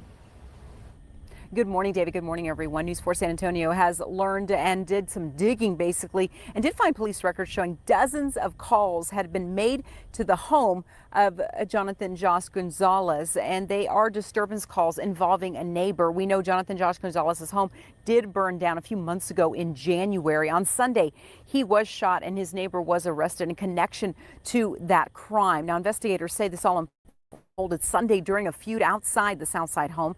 Joss's husband, Tristan Kern de Gonzalez, says the shooting was a hate crime. One of Joss's neighbors say that the actor had an ongoing feud with several people in his Southside home, in his neighborhood, rather. He said that the two of them had repeatedly been harassed because they were gay and that their home was burned down after years of threats from neighbors. Now, Josh's neighbor, 56-year-old Sigfredo Alvarez Serra, was arrested and charged for his murder. We also talked with a man who saw Joss at the ATX TV festival in Austin just this past Friday, who says the actor said something that took everyone at the festival by surprise.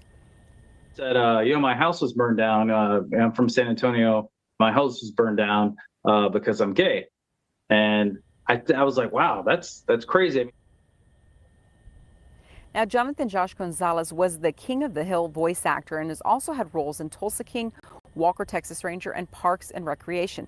Now, San Antonio police are still investigating this murder. They're looking into all aspects, but of course, we will continue to stay on top of the story and let you know more details as we get them. Reporting live, I'm Christina De Leon. We will send it back to you. So lots to kind of unpack here. As Christina mentioned, Joss have been Tristan. Okay, so instead of looking at little flashes of this, I'm going to show it again and I'll read it to you guys. And also, thank you very much, February 14th. Thank you. I like your name. That's, what's interesting is that was their that was when they got married. So him and his partner, who seems really sweet. It's so tragic. It's so fucking tragic, and it makes me, here's the thing. You guys know I'm not one to go into conspiracies at all, but the fact that he straight up says this is what fucking happened, it's gonna happen. Like, he told everyone that, they threatened to burn my house down. His house gets burned down. They threatened to, this guy pulls a gun on me and threatens to kill me, and that is what happened. So it's very shocking. Okay, so let's read this together, all right? Because I want to give this some attention too. We got to hear from both sides, not just media, and then talk about what people are fucking lying about out there. But let's see, or I'm not gonna say lying. All of them. Some are insinuating. Some are just conspiratorially conspirizing. All right. So this is under Jonathan's Facebook, and Tristan, his husband, made the post after his death. My husband, Jonathan Joss, and I were involved in a shooting while checking the mail at the site of our former home. The home was burned down after 2 years of threats from people in the area who repeatedly told us that they would set it on fire. This was confirmed in the news interview by Jonathan himself, by the way. We reported these threats to law enforcement multiple times and nothing was done. There were 60 reports called out there. I believe that. Throughout that time, we were harassed regularly by individuals who made it clear that they did not accept our relationship. Much of the harassment was openly homophobic. As someone who grew up in that area specifically, yeah, I believe that. When we returned to the site to check our mail, we discovered the skull of one of our dogs and its harness placed in clear view. Oh, it's so tragic. This caused, and mean and fucked up and just demonic. What the fuck? That's fucked up. This caused both of us severe emotional distress, as it would me. We began yelling and crying in response to the pain of what we saw, which would actually explain the video of him yelling in the street that the neighbor took. While we were doing this, a man approached us. He started yelling violent homophobic slurs at us. He then raised a gun from his lap and fired. Jonathan and I had no weapons. We were not threatening anyone. We were grieving. We were standing side by side when the man fired. Jonathan pushed me out of the way. When the man fired, Jonathan pushed me out of the way. He saved my life. Oh, Jonathan is my husband. He gave me more love in our time together than most people will ever get. We were newlyweds. True. We picked Valentine's Day. We were in the process of looking for a trailer and planning our future. That makes sense. So they were looking for a place to stay. That would make sense as to why, getting back and forth was difficult from Austin to San Antonio. He was murdered by someone who could not stand the sight of two men loving each other. I mean, I believe it. I've seen people fucking wig out over stupid shit before. I was with him when he passed. I told him how much he was loved. Oh, to everyone who supported him, his friends, his fans, know that he valued you deeply. He saw you as family. My focus now is on protecting Jonathan's legacy and honoring the life we built together. If your concern is how someone coped with trauma or how loudly they speak when recounting injustice and being ignored by authorities, then you never truly cared about my husband. See what I mean? When he was talking to the news and he was upset, a lot of people are like, well, why is he doing that? Is that because he's on drugs? No, dude. He was coping with the trauma. Jonathan saved my life. I will carry that forward. I will protect what he built. Tristan Kern de Gonzalez. Oh, heartbreaking. R.I.P. to him and sweet Johnny Hardwick and fucking Brittany Murphy, dude. Damn, dude. I just hope I hope that this fella, his hubby, can live a good life after this. Oh, so tragic. Anyway, back to this. Tristan Kern de Gonzalez claims the shooting was a hate crime. He says that both had been repeatedly harassed because they were gay and their home burned down after years of being threatened and harassed by their neighbors. The husband posting on social media, quote, "We reported these threats to law enforcement multiple times and nothing was done."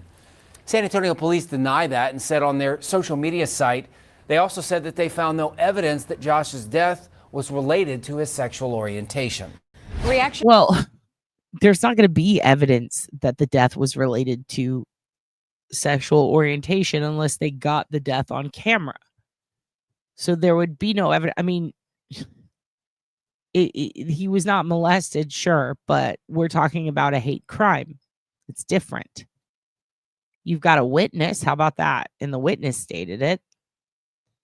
And yeah, exactly. What fucking evidence are you looking for? What possibly? That's what I mean by SAPD's full of a bunch of fucking dickwads. Here's another thing. We reported these threats to law enforcement multiple times and nothing was done. They're denying it while simultaneously 60 calls. There is a public record of 60 calls to that house. Obviously, they reported it. Are you fucking kidding me? Orientation. Reaction on Joss's death has been pouring in on social media. Congressman Joaquin Castro calling it a shocking tragedy. Who is a sweetie and a twin. Joss was a talented and dynamic actor. Wish he would do something about some of the situations Joss spoke about on camera in regards to how the city handles shit. That'd be nice. Joss is an alumni of Our Lady of the Lake University, graduating back in 1990. The university saying a graduate of OLLU's communication. And here's what's weird. I need to ask my mom because his years of graduating high school and the years she spent at Our Lady of the Lake line up with his. Very similar. Even the major. I'm going to ask her. I'm like, do you know John Redcorn, Mom? Because I don't even know if she realizes that. That's kind of weird. Anyway, dope. And theater program. Jonathan remained a proud member of our university community and a trailblazer in his field. Now his work and advocacy have left a lasting impact and his legacy will continue to aspire. New tonight, the Bexar County Medical Examiner says King of the Hill actor Jonathan Joss died from multiple gunshot wounds. San Antonio police also released a report which states the suspect admitted to shooting Joss. Multiple gunshot wounds, not one, multiple. The fact that that is, I mean, is that not a capital crime with the intent, considering the record of these issues and how publicly that record has been put out, like it, not just on social media, but 60 calls, multiple shots at this man, head on, walking towards him in the street. Multiple. Let's go back. And he admitted to doing it. Report which states the suspect admitted to shooting Joss. Witnesses told officers they saw the two men arguing right before. Police have responded to 50. Also released a report which states the suspect admitted to shooting Joss. Witnesses told medical examiner says King of the Hill actor Jonathan Joss died from multiple gunshot wounds.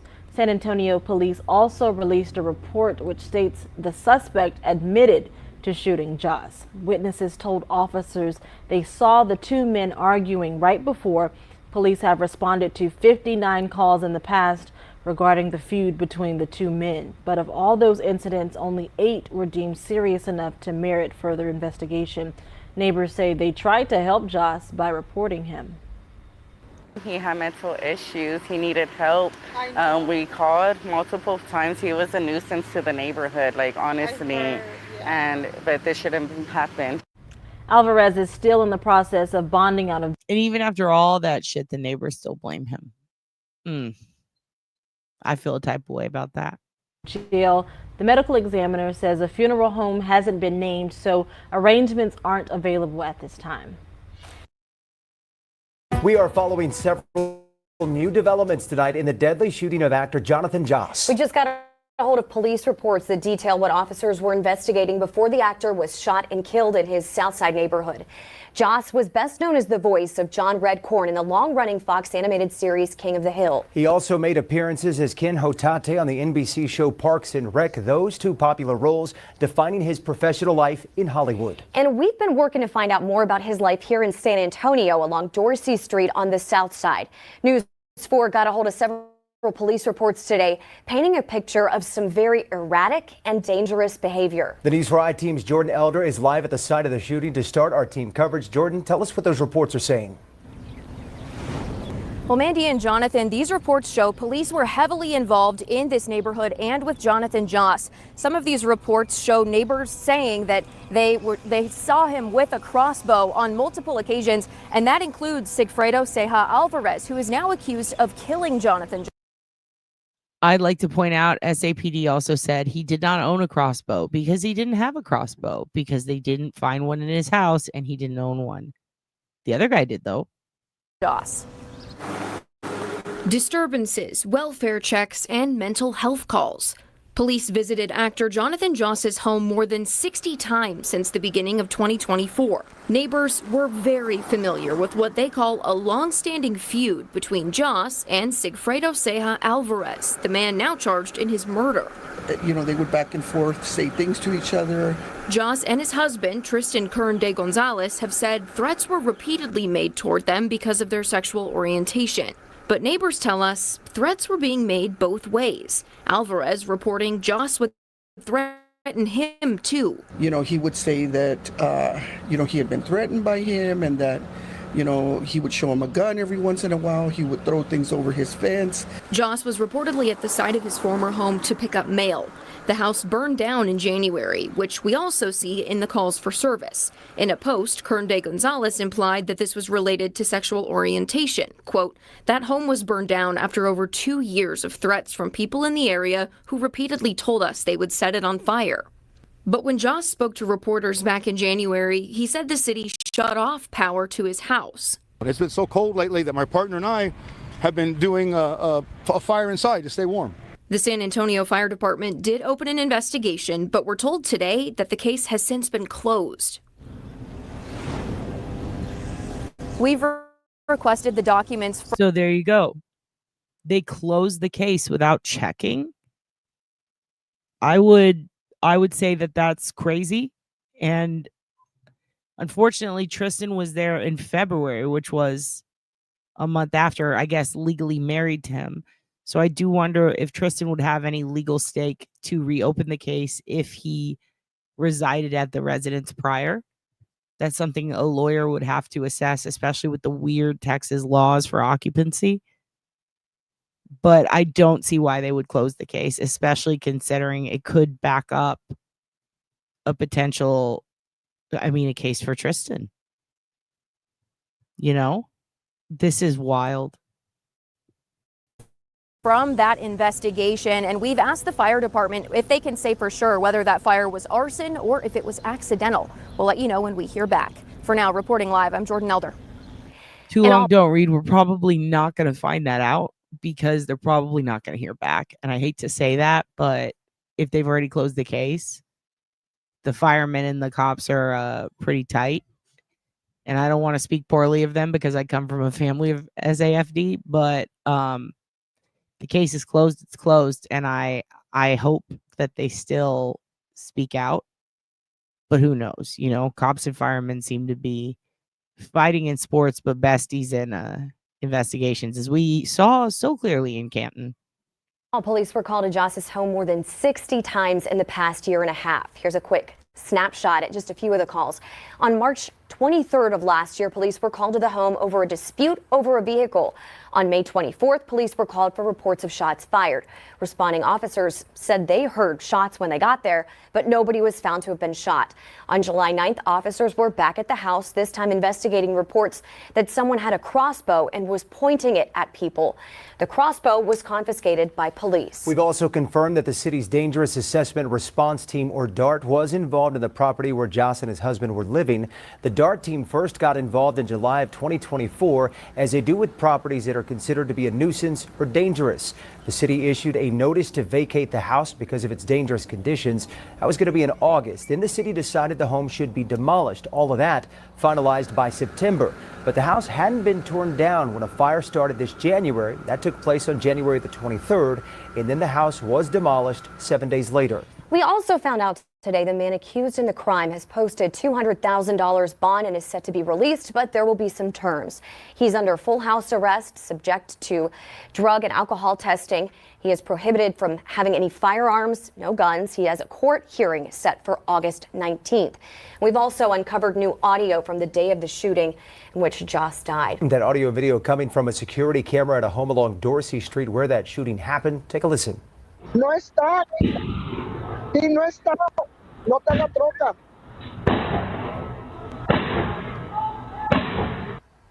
Surveillance camera footage captures the shots that killed the King of the Hill star on Sunday. Some in the neighborhood say this was a feud that started with a property dispute between Joss and the brother of the man accused of killing him.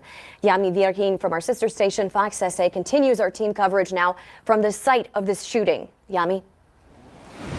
According to neighbors here on Dorsey Street, many were excited when they found out who Jonathan Joss was. King of the Hill, everybody knew him. So they were excited when he got here, but a few years later, a feud started, and it was not with the neighbor who allegedly shot him.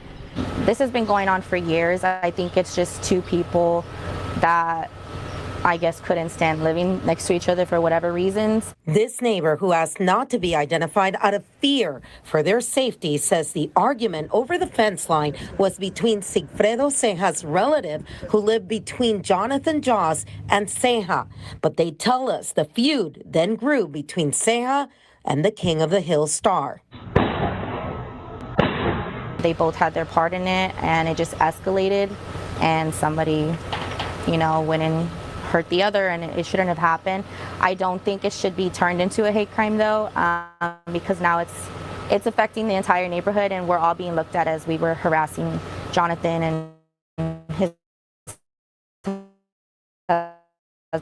because they were homophobic. Calling this a hate crime, we speak to a former DA who tells us what the threshold is for that to be considered in this case. Reporting from the South Side, Yami Virgin, News 4 San Antonio. The official King of the Hill Facebook page posted a message today about Joss's passing. The show's creators saying, quote, "His voice will be missed. We extend our deepest condolences to Jonathan's friends and family." Well, an update on the murder of actor Jonathan Joss. Right now, jail records show that Sigfredo Ceja Alvarez, the man charged with Joss's murder, is awaiting release from the Bexar County Jail. We know Alvarez must remain on full house arrest and cannot have any guns as part of his bond conditions. San Antonio police are still trying to figure out what led up to the shooting. So this is a great question. According to Tristan, they had found it basically there on like almost like it was a display. I guess like somebody put it there intentionally. And they found the collar. So yeah, and it was attached to the mailboxes also, what I heard. And that would mean somebody did that, you know? Now, whether it was somebody found it and was putting it there to make sure he got it, or whether he found it among the rubble is different, but I don't believe there was any rubble there. That's what's disturbing. Like, this was 2 months ago. Even recent pictures, it's just an empty lot. So, I believe all the stuff that was in the background that you saw earlier is gone. So I don't think that they were digging through rubble because I don't think there was any. Shooting on Dorsey Street, where Joss's house once stood before it was destroyed in a fire this past January. Sunday night shooting is not the first time San Antonio police were called to the property. Just minutes ago, we learned SAPD has been called to that address more than 60 times in the last 2 years. Well, Joss was known for his voice acting in the show King of the Hill and his recurring role in Parks and Recreation. Meanwhile, we did speak with a longtime friend of Joss. There's a hole in my heart where he used to be, put it that way. That was from one of his songs. And those lyrics now that ring true now more than ever. Longtime friend Robert Rios remembers Jonathan Joss, who starred in King of the Hill as the iconic John Redcorn. Dale never cheated on you. Maybe there were isolated incidents, but Dale always took precautions. So now it's incidents? Rio. So just to be clear also, in the background earlier when the news lady was standing in front of the lot, it was on another. Well, actually, there's one right here. This is what it looked like. You can just see it here. There wasn't a lot of rubble. There was just like maybe a pile back there, but all that, the black stuff from the remnants of it was gone. So this is what it looked like. So it wasn't a massive pile. Yeah, it had already been cleared. And also, yeah, I would think it was placed intentionally too, because he hadn't even determined it was his third dog yet. They thought the third one, I believe, could have ran off. And it was actually 2 that were found right after the fire. So I would argue that, yeah, somebody intentionally placed that there without a doubt. And if it was because someone found it, that's one thing. But to find it with the skull is weird. And see, you can see it's not a ton of stuff there. So that is very strange. I mean, the mail was still there, for Christ's sake. Like, from him pulling it out of the box immediately and then getting shot. Also, he had just seen that. And while, yes, he was walking around in the street holding what I think was like a pitchfork or a hoe, he wasn't pointing it at people. It was more like how someone holds a trident and they point it up at the sky. And I don't believe he had it during the fight. I believe that was an argument, a verbal argument that escalated between the neighbor, and then the neighbor's brother came in and shot him. And I believe they both reside at that residence. Or it was vice versa. It was the neighbor's brother who he was arguing with, and the neighbor shot him. And for him to do it that many times, that spread apart, head on, facing him, that is insane. And that is a capital crime, in my opinion. Because he was menacing. He's been stalking. If you include it with, I don't know if they could include it with an intentional arson charge anymore, because they're not, they closed the case, which is so stupid. This could help with intent. This is very confusing and complicated, though, legally speaking, how this is going to go forward. I don't know why he was released. I told you guys they released Galindo for kidnapping and tying up a young girl who's pregnant.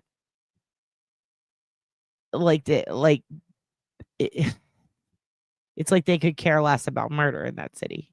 Longtime friend of Joss. There's a hole in my heart where he used to be, put it that way.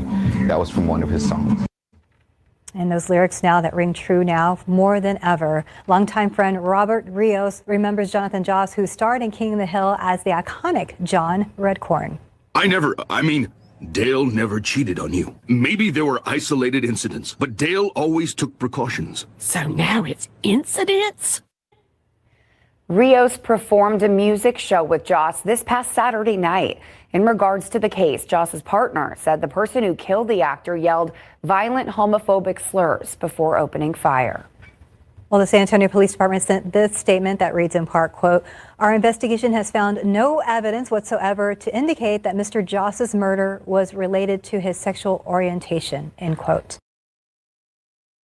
At first, now at 5, a popular actor you probably know from King of the Hill dies tragically. Tonight we're learning. So this is probably going to be the last news story we watch on this, but I want you to get a good idea of how the news is reporting it. And this is like the most up-to-date stuff. And it seems like they're releasing new shit every hour on this. So this is going to be the last one, and then we're going to dip. But yeah, I wanted to, go through this because it is a very complicated story. But there are a lot of conspiracy videos going around out there that are insinuating all kinds of other stuff.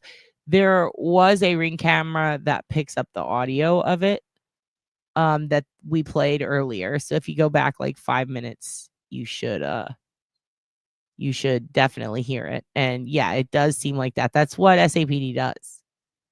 In fact, we need to check back up on the Savannah Soto case and see what's going on with that, because last I checked, the mother was getting arrested at the bail hearing over some fuck shit, over her failing to show ID to an officer who was harassing her on the street. She wasn't even driving.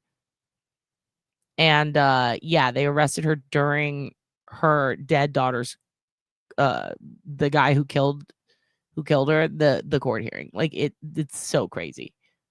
New information about his shooting death as police charge his neighbor with murder. Jonathan Joss, as he was known in the entertainment world, was the voice actor who played John Redcorn for years. Police say a long-running neighborhood feud turned deadly last night on the south side. Sue Calbrig is on Dorsey off of Morrison Road, where neighbors and police say. Now, this is what you're about to see now is the most old school newscaster. She, out of all the newscasters in San Antonio, move aside Tangi Patton. Look out, Bill Merriman wants to know. Steve Brown saved my dog. Well, guess what? Ain't nobody got shit on this bitch. This bitch has been doing the news since before I was born. Saw her every fucking night growing up. She's still out there in her collared short sleeve shirt, fucking killing the game. Here we go. This was a long time coming, Sue. Sarah, many of the neighbors I spoke to said Jonathan Joss Gonzalez and his neighbor, who lives just 50 yards away, have a long history of trouble. As a matter of fact, people say both men have been carrying weapons and trading threats for years. And when I asked San Antonio police for calls for service for these two addresses, they sent me the list, and it is extensive. It just goes on and on and on. But still, people have been telling me they're surprised by the tragic turn of events, because these men, they say, have been arguing and then going their separate ways for years without critical incident until last night. Now, neighbors say when Joss's house was destroyed by a fire several months ago, ever since then, he's been coming to check on his mail, and the conflict started up again last night. And the neighbor, who everybody calls Freddie, Sigfredo Ceja Alvarez, shot Joss in his own driveway. So many people here who grew up with the actor and called him the class clown at McCollum High School say they're sad his career, which was bright, is over. He was just really a loyal person, funny, anything you can ask for. But as everything would happen, you get older, wiser, and then you become rock bottom where they stop asking you to stop filming. Now, Alvarez, the man who is accused of murder, remains in jail. His bond is set at $200,000. Live in South San Antonio, Sue Kalberg, KENS 5. Known for both his voice and his face. He was in King of the Hill as a voice and also in other. All right, we're stopping the screen. So that's what happened. It's very sad. We're going to keep up with this and see what's going on with homie. Here's what I'm thinking. I'm thinking we're going to end on the rest of this video of guys saying goodnight. Okay, since we didn't finish it. Yeah, we'll watch these guys say goodnight to their homies. We'll start in the middle at this guy. All right. I love you. You're all the best. Go out and follow your dreams. Here we go. Let's watch guys saying good night to their friends. And to you kids, I say good night. Hope that's not weird, but good night and sweet dreams. I was just calling to say good night and I love you. I heard that. Say it back. Good night and love you. What you do? I love you. What are you doing? What you doing? You called me. You called me just a minute ago. Well, I said what I need to say. That was weird. You're weird. Not as weird as you are. You said it back. I did. So you're just as weird. Mama, can I go poop? Yeah, son, you can go poop.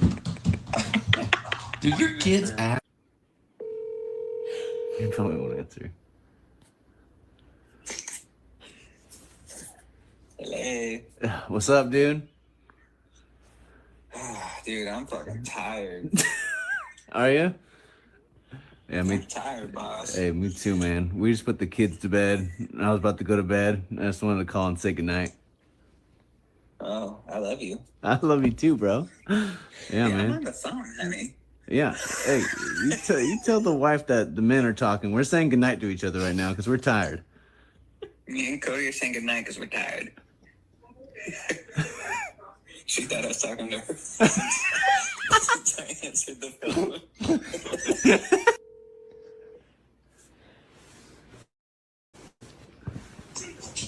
What's up, brother? Hey, what's up, dude? What up? Hey, I was just, we just got the kids to bed, and I was getting ready to go to bed, and I just wanted to say goodnight. This motherfucker. Get your ass over here. Have a beer. What are you talking about, dude? I'm getting ready to go to bed, and I want to say goodnight. Hey, I'm okay with that. But come tuck me in then, daddy.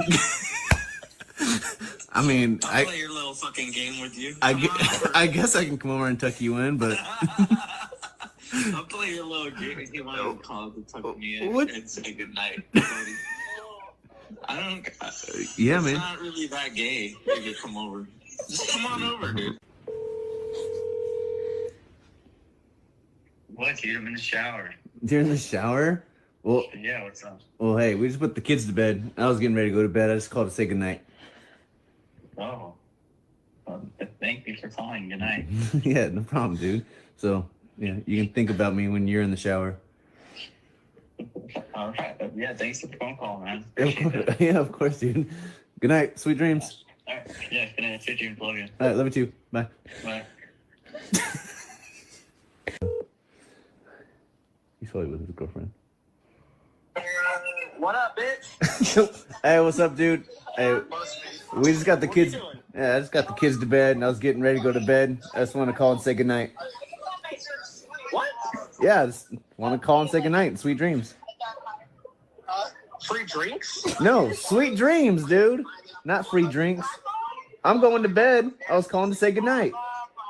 You're just calling to say goodnight? Yeah, just calling to say goodnight. Well, good night, buddy. Yeah. You're going to bed already? It's only like 10 p.m. there. Yeah, it's just one of those days. Kids rough. Yeah. Well, I'm at a bar still. Well, that sounds exhausting. But What was that? I said that sounds exhausting. But hey, you have a good night. Sweet dreams, buddy. Man, will do. Love you, buddy. Love you too. Bye. Talk to you soon. Later. Yo, what up, bro? Hey, how's it going, bro? I just wanted to call you to tell you good night. Hey, man. Good night, man. Hey, fucking love you, and you have sweet dreams tonight, Daddy. Damn, bro. Hey, man. I think I can get used to this, man.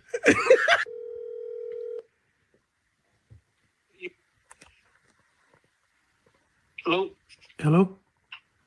What's up, fool? Everything good? Yeah, bro. I just wanted to call you to tell you good night. Oh, you're a fucking weenie. Oh, what's up, Ruben? It's cracking, fool. Hey, what's up, bro? I just wanted to call you to tell you good night, bro. Oh. Well, good night. Thank you, bro. I appreciate that. Yeah, good night, bro. Sweet dreams, okay? Yeah, I appreciate that. What's up with that? It's a little awkward. That's weird. All right, Daddy. I'll talk to you later. That's crazy, All right. bro. That's crazy. Daddy? Daddy? Is that you, Daddy? Hey, bro. I just wanted to call you to tell you good night. That's cracking, bro. I just wanted to call you and tell you good night, and you have some sweet dreams tonight.